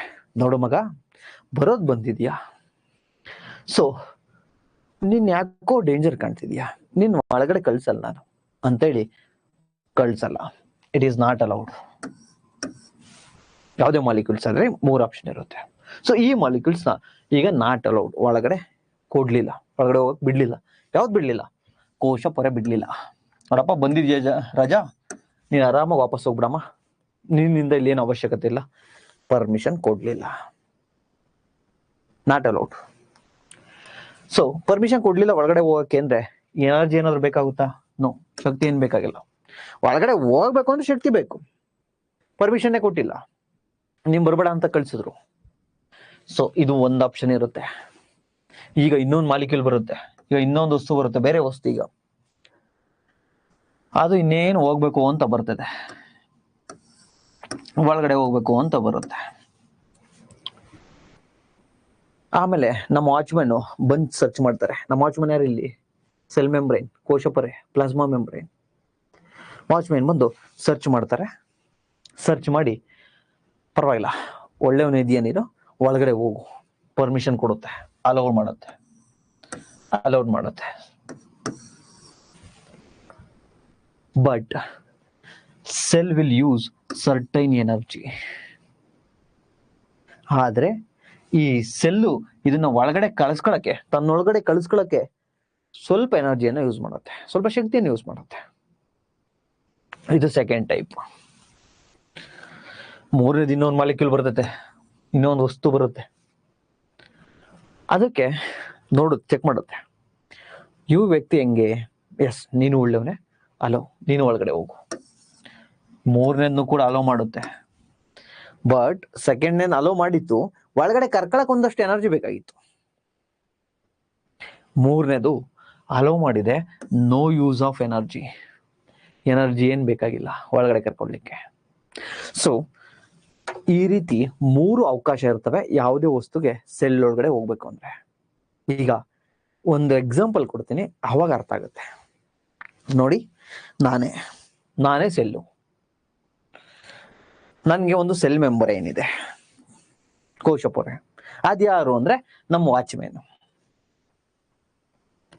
ನಮ್ಮ ವಾಚ್ಮೆನ್ ಕೋಶಪೊರೆ, ಪ್ಲಾಸ್ಮಾ ಮೆಂಬ್ರೇನು, ಸೆಲ್ ಮೆಂಬ್ರೇನ್ ಅವನೇ. ಈಗ ನನ್ಗೆ ಯಾರೋ ಸಾಲ ಕೊಟ್ಟಿರ್ತಾನೆ, ಅವನು ವಾಪಸ್ ಕೆಳಗ್ ಬರ್ತಾನೆ, ಗೇಟ್ ಹತ್ರ ಬರ್ತಾನೆ. ಗೇಟ್ ಹತ್ರ ಮೀನ್ಸ್ ಕೋಶಪೊರೆ ಹತ್ರ. ಅಲ್ಲಿ ನಮ್ಮ ವಾಚ್ಮೆನ್ ಏನ್ ಹೇಳ್ತಾನೆ, ಗೊತ್ತು ಸರ್ ದುಡ್ಡು ಕೊಡ್ಬೇಕು ಸಾಲ, ಸರ್ ಇಲ್ಲ ಅಂತ ಹೇಳಿ ಕಳ್ಸ್ಕೊಡೋಣ ಅಂತೇಳಿ ನಾಟ್ ಅಲೋನೆ ಮಾಡಲ್ಲ. ಅವ್ನು ಅಲೋನೆ ಮಾಡ್ಲಿಲ್ಲ ಅಂದ್ರೆ ನಾನ್ ಸೆಲ್ಲು, ನಾನು ಒಳಗಡೆ ಕರ್ಕೊಳಕ್ ಏನಾದ್ರು ಎನರ್ಜಿ ಹಾಕೋದ್ನ, ಏನಾದ್ರು ಎನರ್ಜಿ ವೇಸ್ಟ್ ಮಾಡೋದು, ನಾನು ಅವ್ನು ಒಳಗಡೆ ಕಳಿಸ್ದೆ, ಹೊರಗೆ ಹೋಗುವಂತ ಕಳಿಸ್ಬಿಟ್ಟೆ. ಒಂದು ಆಪ್ಷನ್. ಸೆಕೆಂಡ್ ಒಂದು, ನನ್ನ ಗರ್ಲ್ ಫ್ರೆಂಡ್ ಬರ್ತಾಳೆ ಅನ್ಕೊಳ್ಳಿ ಮನೆಗೆ, ಮದ್ವೆ ಬೇರೆ ಆಗಿದೆ, ರಿಸ್ಕು, ಗರ್ಲ್ ಫ್ರೆಂಡ್ ನಮ್ಮ ಮನೆಗೆ ಬರ್ತಾ ಇದಾರೆ. ಸೊ ನಮ್ಮ ವಾಚ್ಮನಿಗೆ ಗೊತ್ತು, ಸರ್ ಗರ್ಲ್ ಫ್ರೆಂಡ್ ಬಿಡ್ಲೇಬೇಕು, ಬಿಟ್ರೆ ಸರ್ ನನಗೆ ಟಿಪ್ಸ್ ಕೊಡ್ತಾರೆ. ನನ್ನ ಕೋಶಪೊರೆ ಏನ್ ಮಾಡುತ್ತೆ, ನನ್ನ ಗರ್ಲ್ ಫ್ರೆಂಡ್ ಅನ್ನ ಅಲೋ ಮಾಡುತ್ತೆ. ನಾನು ಜೀವಕೋಶ ಯೂಸ್ ಸರ್ಟೈನ್ ಎನರ್ಜಿ, ನಾನು ಸ್ವಲ್ಪ ಎನರ್ಜಿ ಹಾಕ್ಬೇಕು, ಯಾಕಂದ್ರೆ ಅಕ್ಕಪಕ್ಕ ಮನೆಯವ್ರು ನೋಡ್ತಾವ್ರ, ಯಾಕಂದ್ರೆ ನನ್ನ ಹೆಂಡತಿ ಬಂದಾಗ ಹೇಳ್ಬಿಡ್ತಾರೆ ಅಕ್ಕಪಕ್ಕ ಮನೆಯವ್ರು ನೋಡ್ತಾವ್ರ ಇಲ್ವೋ ಅಂತ. ಆ ಕಡೆ ನೋಡಿ ನನ್ನ ಗರ್ಲ್ ಫ್ರೆಂಡ್ ಅನ್ನ ಒಳಗಡೆ ಕರ್ಕೋತೀನಿ. ಇಟ್ ಮೀನ್ಸ್ ಈಗ ಸೆಲ್ ಯೂಸ್ ಸರ್ಟೈನ್ ಎನರ್ಜಿ, ನಾನು ಸ್ವಲ್ಪ ಎನರ್ಜಿ ಯೂಸ್ ಮಾಡೋದ್ನ. ಎರಡನೇ ಆಪ್ಷನ್. ಮೂರನೇದು, ನನ್ನ ಹೆಂಡತಿ ಬಂದ್ಲು. ನನ್ನ ಹೆಂಡತಿ ಬಂದಾಗ ನಮ್ಮ ವಾಚ್ಮೆನು ಅಂದ್ರೆ ಸೆಲ್ ಮೆಂಬ್ರೇನು ಯಾವುದೇ ಕಾರಣಕ್ಕೂ ನಿಮ್ಮನ್ ಬಿಡಲ್ಲ ಅಂತ ಹೇಳಕ್ಕಾಗುತ್ತಾ? ನೋ, ಬಿಡ್ಲೇಬೇಕು. ಅಲೋ ಮಾಡುತ್ತೆ. ಅಲೋ ನನ್ನ ಹೆಂಡ್ತಿನ, ನಾನು ಜೀವಕೋಶ ಒಳಗಡೆ ಕೂತಿರ್ತೀನಿ ಆರಾಮಾಗೆ, ನಾನೇನಾದ್ರು ಎನರ್ಜಿ ಯೂಸ್ ಮಾಡ್ತೀನ ಹೆಂಡತಿ ಕರ್ಕೊಳಕ್ಕೆ? ಆರಾಮಾಗಿ ಅವಳು ಬರ್ತಾಳೆ ಬಿಡುಗರು. So no use of energy. Long story short, ಒಂದನ್ನ ಅಲೋ ಮಾಡುತ್ತೆ, ಅಲೋ ಮಾಡಲ್ಲ. ಒಂದನ್ನ ಅಲೋ ಮಾಡಲ್ಲ, ಯಾರೋ ಅವ್ರು ಸಾಲ ಕೊಟ್ಟವ್ರು ಅಲೋ ಮಾಡ್ಲಿಲ್ಲ. ಸೊ ನೋ ಎನರ್ಜಿಯನ್ನು ಯೂಸ್ ಮಾಡ್ಲಿಲ್ಲ. ಸೊ ಅದನ್ನ ನಾವೇನಂತ ಹೇಳ್ಕರಿದ್ವಿ, ನಾಟ್ ಪರ್ಮಿಯಬಲ್, ಪ್ರವೇಶವಿಲ್ಲ. ನಾಟ್ ಪರ್ಮಿಯಬಲ್, ಅಲೋ ಮಾಡ್ಲಿಲ್ಲ. ನನ್ನ ಗರ್ಲ್ ಫ್ರೆಂಡ್ ಬಂದ್ರು, ಅಲೋ ಮಾಡಿದ್ವಿ, ಅಕ್ಕಪಕ್ಕ ನೋಡ್ತಾರ ಇಲ್ಲೋ ನೋಡಿದೆ. ಜೀವಕೋಶ ಯೂಸ್ ಸರ್ಟೈನ್ ಎನರ್ಜಿ, ಜೀವಕೋಶ ಕೆಲವು ಎನರ್ಜಿ, ಸ್ವಲ್ಪ ಎನರ್ಜಿಯನ್ನ ಯೂಸ್ ಮಾಡ್ತು ಒಳಗಡೆ ಕರ್ಕೊಳ್ಳಿಕ್ಕೆ. ಸೊ ಅದನ್ನ ನಾವೇನಂತ ಹೇಳ್ಕರಿತೀವಿ, ಆಕ್ಟಿವ್ ಟ್ರಾನ್ಸ್ಪೋರ್ಟ್. ಏನ್ ಎನರ್ಜಿಯನ್ನ ಯೂಸ್ ಮಾಡಿ ಒಳಗಡೆ ಬಂತಲ್ವಾ ಸೆಲ್ ಒಳಗಡೆ, ಅದನ್ನ ಆಕ್ಟಿವ್ ಟ್ರಾನ್ಸ್ಪೋರ್ಟ್, ಕ್ರಿಯಾತ್ಮಕ ಸಾಗಾಣಿಕೆ. ಕ್ರಿಯಾತ್ಮಕ ಸಾಗಾಣಿಕೆ ಕನ್ನಡದಲ್ಲಿ.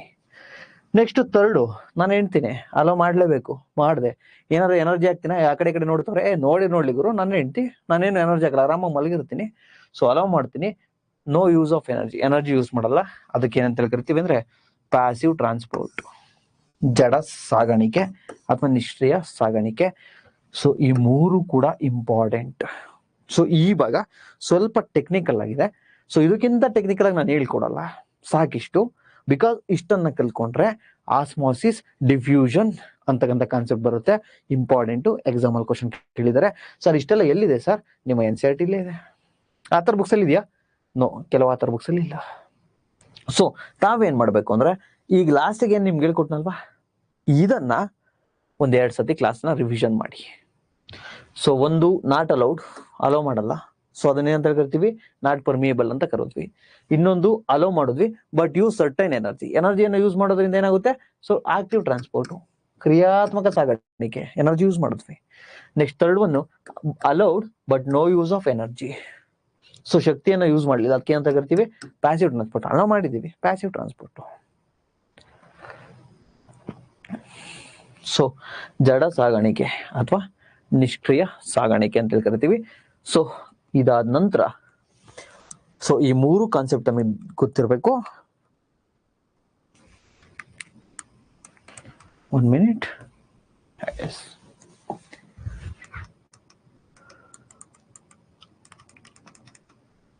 ಸೊ ನೆಕ್ಸ್ಟ್ ಈ ಕಾನ್ಸೆಪ್ಟ್ ಗೊತ್ತಿದ್ರೆ, ನೆಕ್ಸ್ಟ್ ಒಂದು ಇಂಪಾರ್ಟೆಂಟ್ ಕಾನ್ಸೆಪ್ಟ್ ಇದೆ. How does the movement of substances take place into the cell? How to do substances move out of the cell? ಜೀವಕೋಶದ ಒಳಗಡೆ, ಜೀವಕೋಶದೊಳಗಡೆ ವಸ್ತುಗಳು ಹೆಂಗ್ ಹೋಗ್ತವೆ, ಜೀವಕೋಶದಿಂದ ಆಚೆ ವಸ್ತುಗಳು ಹೆಂಗ್ ಹೋಗ್ತವೆ, ಇದು ಕಾನ್ಸೆಪ್ಟ್ ತುಂಬಾ ಚೆನ್ನಾಗಿದೆ. Concept important concept. ಸೊ ಮತ್ತೆ ಇಂಟ್ರೆಸ್ಟಿಂಗ್ ಕಾನ್ಸೆಪ್ಟ್ ಕೂಡ ಇದು. ಸೊ ಇದನ್ನ ನಾನು ನಾಳೆ ಕ್ಲಾಸಲ್ಲಿ ಹೇಳ್ಕೊಡ್ತೀನಿ. ಯಾಕೆ ನಾಳೆ ಕ್ಲಾಸಲ್ಲಿ ಹೇಳ್ಕೊಡ್ತೀನಿ ಅಂದ್ರೆ, ಈಗ ಹೇಳ್ಕೊಟ್ನಲ್ಲ, ಇದು ಅರ್ಥ ಆಗ್ಬೇಕು. ಸೊ ಅದನ್ನೊಂದ್ಸತಿ ರಿವಿಷನ್ ಮಾಡ್ಕೊ ಬನ್ನಿ. ಸೊ ನಾಳೆ ತುಂಬಾ ಇಂಟ್ರೆಸ್ಟಿಂಗ್ ಆಗಿದೆ. ತುಂಬಾ ಇಂಟ್ರೆಸ್ಟಿಂಗ್ ಆಗಿರೋದನ್ನ ಈಗಲೇ ಹೇಳ್ಕೊಟ್ರೆ ಕುತೂಹಲ ಕಡಿಮೆ ಆಗುತ್ತೆ ನಮ್ಗೆ ಅಲ್ವಾ? ಸೊ ಕುತೂಹಲ ಇದ್ದಷ್ಟು ಸ್ವಾರಸ್ಯ ಜಾಸ್ತಿ. ಈಗ ಜೆನ್ಜಿಸ್ ಅಲ್ಲಿ ಕುತೂಹಲನೇ ಇಲ್ಲ. 13 ವರ್ಷಕ್ಕೆ ಲವ್, ಆಮೇಲೆ ಪ್ರೀತಿ ಅನ್ನೋದಕ್ಕೂ ಕುತೂಹಲ ಇಲ್ಲ, ಮದ್ವೆ ಅನ್ನೋದಕ್ಕೂ ಕುತೂಹಲ ಇಲ್ಲ, ಏನಕ್ಕೂ ಇಂಟ್ರೆಸ್ಟಿಂಗ್ ಇಲ್ಲ. ಸೊ ಆ ರೀತಿ ಆಗೋದ್ ಬೇಡ. ಸೊ ಇಲ್ಲಿಗೆ ಈ ತರಗತಿಯನ್ನ ಮುಗಿಸ್ತಾ ಇದ್ದೀನಿ. ಯಾರಿಗಾದ್ರೂ ನನ್ನ ಸೈನ್ಸ್ ನ ಮೊದಲನೇ ತರಗತಿ ಏನನ್ಸ್ತು ಅಂತ ಹೇಳಿ. ನೆಕ್ಸ್ಟ್ ಇದೇ ಕ್ಲಾಸ್ ಅನ್ನ ಯೂಟ್ಯೂಬ್ಗೆ ಏನಾದ್ರು ಹಾಕಿದ್ರೆ ಜಾಯಿನ್ ಆಗ್ಲಿಕ್ಕೆ 699 ರೂಪಾಯಿ ಫೀಸು. ಪ್ರೇಮ್ಸ್ ಕ್ಲಾಸಸ್ ಆಪ್ ಅನ್ನ ಡೌನ್ಲೋಡ್ ಮಾಡಿ, ಡಿಸ್ಕ್ರಿಪ್ಷನ್ ಅಲ್ಲಿ ಲಿಂಕ್ ಇರುತ್ತೆ. ಥ್ಯಾಂಕ್ ಯು ಸೋ ಮಚ್ ಎಲ್ರಿಗೂ ಕೂಡ. ಏನಾದ್ರು ಹೇಳೋದಿದ್ರೆ ಹೇಳಬಹುದು. ಎಕನಾಮಿ ಎನ್ವೈರನ್ಮೆಂಟ್ ಸ್ಟೂಡೆಂಟ್ಸ್ ಇದ್ರಲ್ವಾ, ಕಾನ್ಸ್ಟಿಟ್ಯೂಷನ್ ಸ್ಟೂಡೆಂಟ್ಸ್ ಇದ್ರಲ್ವಾ, ಆ ಕ್ಲಾಸ್ಗೂ ಈ ಕ್ಲಾಸ್ಗೂ ಪರವಾಗಿಲ್ವಾ?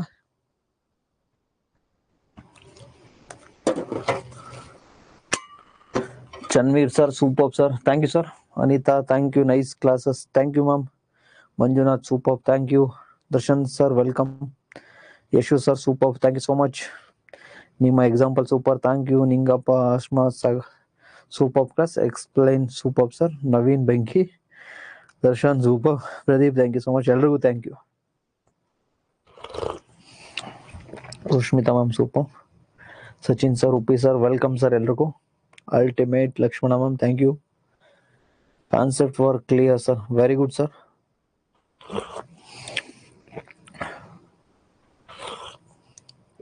ಎಕ್ಸಲೆಂಟ್ ಬೆಂಕಿ. ಯಮನ್ ಸರ್, ಚಂದು. ಡೈಲಿ ಲೈವ್ಗೆ ಬನ್ನಿ, ಸಾಧ್ಯವಾದಷ್ಟು ಡೈಲಿ ಲೈವ್ಗೆ ಬನ್ನಿ. ಯಾಕೆಂದ್ರೆ ಒಂದು 10-15 ಕ್ಲಾಸ್ ಆದ ನಂತರ ರೆಕಾರ್ಡೆಡ್ ಇರುತ್ತೆ, ಬಟ್ ನೋಡ್ಲಿಕ್ಕೆ ಮೂಡ್ ಬರಲ್ಲ. Example super clarity.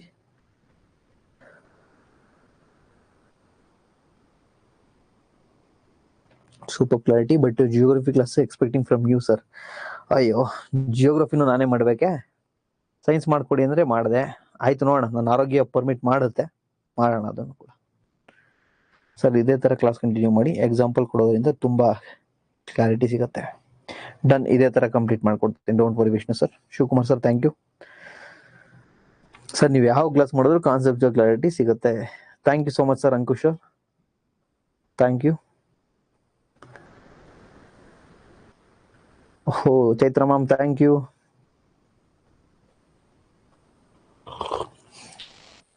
Your way of teaching ಬೆಂಕಿ, thank you so much. Bhagyashree ma'am, Anita ma'am, Shiva sir ನಮಸ್ಕಾರ. ಐಶ್ವರ್ಯ ಪಾಟೀಲ್, ಜಿಯೋಗ್ರಫಿ ಪ್ಲೀಸ್ ನೀವೇ ಮಾಡಿಕೊಡಿ, ಟೇಕ್ ಟೈಮ್ ಅಂಡ್ ಬಟ್ ನೀವೇ ಮಾಡಿ. Okay ma'am, done. Shri Shaila thank you sir. Sir ಎಲ್ಲ ಸಬ್ಜೆಕ್ಟ್ ನೀವೇ ಮಾಡ್ಕೊಡಿ ಏನಿತಾ ಮ್ಯಾಮ್. ಮ್ಯಾಮ್ ಸೈನ್ಸ್ ಮಾಡ್ಕೊಟ್ಟಿನಿ, ಎಕನಾಮಿ, ಎನ್ವೈರನ್ಮೆಂಟ್, ಕಾನ್ಸ್ಟಿಟ್ಯೂಷನ್, ಓಕೆ ನಿಮ್ಗೋಸ್ಕರ ಜಿಯೋಗ್ರಫಿ ಮಾಡ್ಕೊಡ್ತೀನಿ. ಸೊ ಮ್ಯಾಕ್ಸಿಮಮ್ ಎಲ್ಲ ನಾನೇ ಕವರ್ ಮಾಡ್ತೀನಿ, ಇನ್ನು ಮಿಕ್ಕಿರ್ತಕ್ಕಂಥದ್ದು ಬೇರೆನ. I am science student sir, but ಅಲ್ಲೂ ಇಷ್ಟು ಕ್ಲಾರಿಟಿ ಸಿಕ್ಕಿರಲಿಲ್ಲ sir. Thank you Sushmita ma'am. Next ಕ್ಲಾಸ್ಗೆ ಏನೇನು ಎಕ್ಸಾಂಪಲ್ ಕೊಡ್ತೀರಾ ಅಂತ ವೆಯ್ಟಿಂಗ್. ಓಕೆ ಡನ್, ನೋಡಿ ಚೆನ್ನಾಗಿದೆ ಸರ್. ನಮ್ಮ ಮುರಾರ್ಜಿ ಸೈನ್ಸ್ ಟೀಚರ್ ನೆನಪಾರು, ನಾನು Murarji student sir. Shiv sir.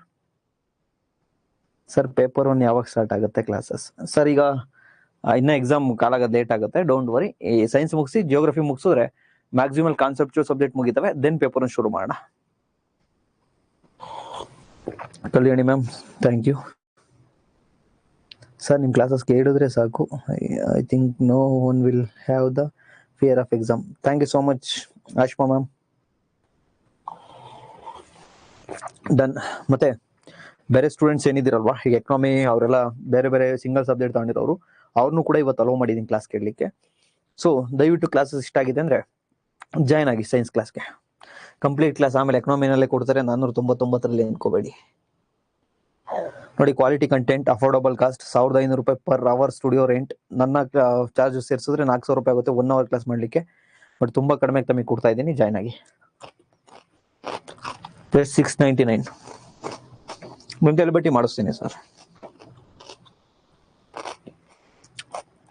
Geography ನೀವು ಮಾಡಿದ್ರೆ ಮಾತ್ರ ಅರ್ಥ ಆಗುತ್ತೆ. ಓಕೆ ಸರ್, ಡನ್, ನಿಮ್ಗೋಸ್ಕರ ನಾನು ಮಾಡ್ಕೊಡ್ತೀನಿ. ಉಪ್ಪಿ ಸರ್, ಹಿಂದೆ ವಾಲ್ ಪೇಪರ್ ಸೂಪರ್. ನಂಗೂ ಆಸೆ ಇದೆ, ಅದನ್ನು ವಾಲ್ ಪೇಪರ್ ಅಲ್ಲಿ ಮಾಡ್ಕೊಂಡೇ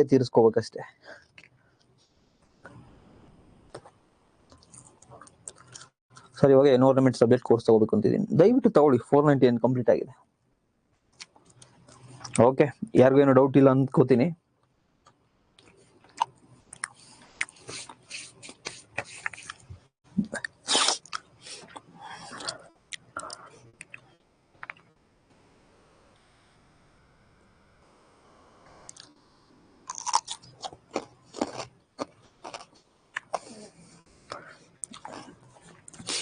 ಸೊ ಥ್ರೋಟ್ ಪೇನ್ ಆಗಿ ಅನುಭವಿಸಿರೋದು ಸಾಕು ಒಂದು 15 ಡೇಸು. ಸೊ ಇನ್ಮೇಲೆ ಥ್ರೋಟ್ ಕೇರ್ ಮಾಡ್ತಾ ಇರ್ತೀನಿ. ಎವ್ರಿ 10 ಮಿನಿಟ್ಸ್ ನೀರು ಕುಡಿತಾ ಇರ್ತೀನಿ, ಅದು ಇದು ತಿಂತಾ ಇರ್ತೀನಿ. ದಯವಿಟ್ಟು ಅಡ್ಜಸ್ಟ್ ಮಾಡ್ಕೊಳ್ಳಿ. ಬಿಕಾಸ್ ಆಫ್ ತುಂಬ ಕ್ಲಾಸ್ ಕೇಳಿದ್ರೆ ನೆಮ್ಮದಿಯಾಗಿ ಕೇಳಬೇಕು. Dialogue, sir I am also science student interested. ನೀವು ಬಯಾಲಜಿ ಸರ್ ಹಿಟ್ಲರ್ ಇದ್ದಾಗಿದ್ರು ಫುಲ್ ಬೋರಿಂಗ್. ನಿಮ್ಮ ಬಯಾಲಜಿ ಸರ್ ಹಿಟ್ಲರ್ ಇದ್ದಂಗಿದ್ರೆ ಸ್ಟ್ರಿಕ್ಟ್ ಇದ್ರಾ?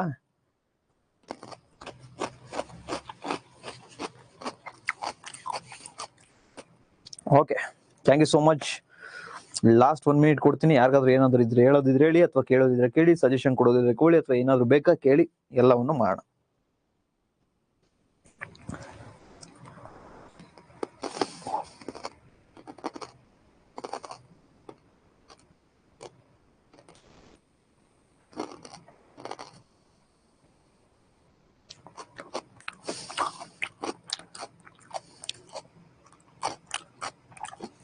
ನೋಟ್ ಸೆಕ್ಷನ್ ಅಲ್ಲಿ ಆಗ್ತೀನಿ ನಾನು. ಟುಡೇಸ್ ಕ್ಲಾಸ್ ನೋಟ್ ಸೆಕ್ಷನ್ ಅಲ್ಲಿ Mahesh sir, doctor Prem sir, doctor ಅಲ್ಲ ಸರ್, ಯಾವುದೋ ಒಂದು ಡಿಗ್ರಿ ಮಾಡ್ಕೊಂಡಿದ್ದೀನಿ, ಹೇಳ್ಕೊಡ್ತೀನಿ. ಚಾಪ್ಟರ್ ವೈಸ್ POQ ಹೇಳ್ಕೊಡ್ತೀನಿ, ಡೋಂಟ್ ವರಿ.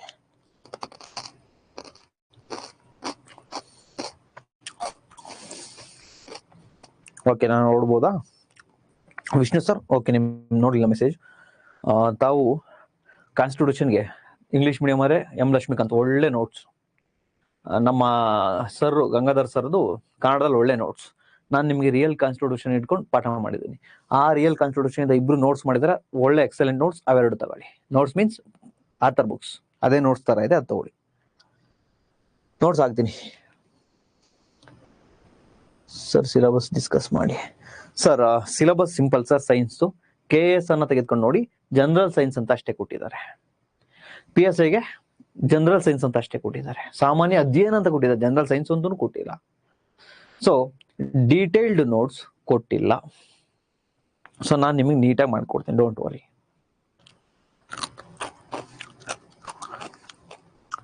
ಟೆಸ್ಟ್ ಸೀರೀಸ್ 2 ತಗೊಂಡಿದ್ದೀರಲ್ವಾ, ತಾವು ಸಿನಾಪ್ಸಿಸ್ ಅನ್ನ ಜೆರಾಕ್ಸ್ ಮಾಡಿಸ್ಕೊಳ್ಳಿ. ಟೆಸ್ಟ್ ಅನ್ನ ಇದರಲ್ಲಿ ಅಟೆಂಡ್ ಮಾಡಿ, ಆಪಲ್ಲಿ ಅಟೆಂಡ್ ಮಾಡಿ. ನೆಕ್ಸ್ಟ್ ಲಾಸ್ಟ್ಗೆ ನಿಮ್ಮ ಸಮ್ಮರಿಯನ್ನ ವ್ಯೂ ಮಾಡಿ.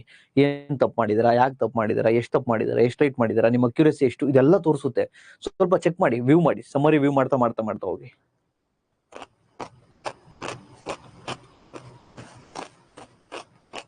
ಎಸ್, ಇದೇ ಪ್ರಿಂಟ್ ಔಟ್ ಅಲ್ಲಿ ನೋಟ್ಸ್ ಮಾಡ್ಕೊಳ್ಳಿ. ಸಪ್ರೇಟ್ ಮಾಡಬೇಡಿ. ಸಪ್ರೇಟ್ ಮಾಡ್ತೀವಿ ಅಂದ್ರೆ ಓಕೆ, ಬಟ್ ಇದ್ರ ಮೇಲೆ ಮಾಡ್ಕೊಂಡ್ರೆ ಬೆಸ್ಟ್. One stop solution. ಕೊನೆವರೆಗೂ ಲೈಫ್ ಲಾಂಗ್ ಇಟ್ಕೊಳ್ಳಿ. ಆಯ್ತು, ನಾನು ಹಿಂದಿನ ದಿನದ್ದು ಕೂಡ ಬಿಫೋರ್ ನಾನು ನೋಟ್ಸ್ ಹಾಕಿರ್ತೀನಿ, ನೋಟ್ಸ್ ಅಪ್ಲೋಡ್ ಮಾಡ್ತೀನಿ, ತಗೊಳ್ಳಿ.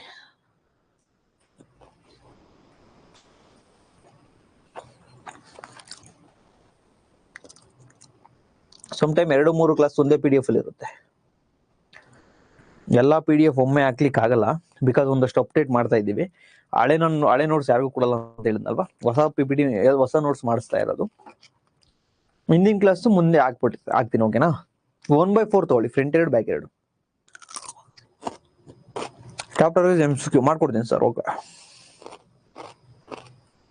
Okay, bye. Thank you so much ನಿಮ್ಮ ರೆಸ್ಪಾನ್ಸಿಗೆ. ಅಂಡ್ ಇಷ್ಟು ದಿನ ವೆಯ್ಟ್ ಮಾಡಿದ್ದು thank you so much. Bye, ಸಿಗೋಣ. Take care. ಅವತ್ತಿನ ಕ್ಲಾಸನ್ನ ಅವತ್ತು ರಿವಿಷನ್ ಮಾಡ್ಕೊಂಡು ಬನ್ನಿ.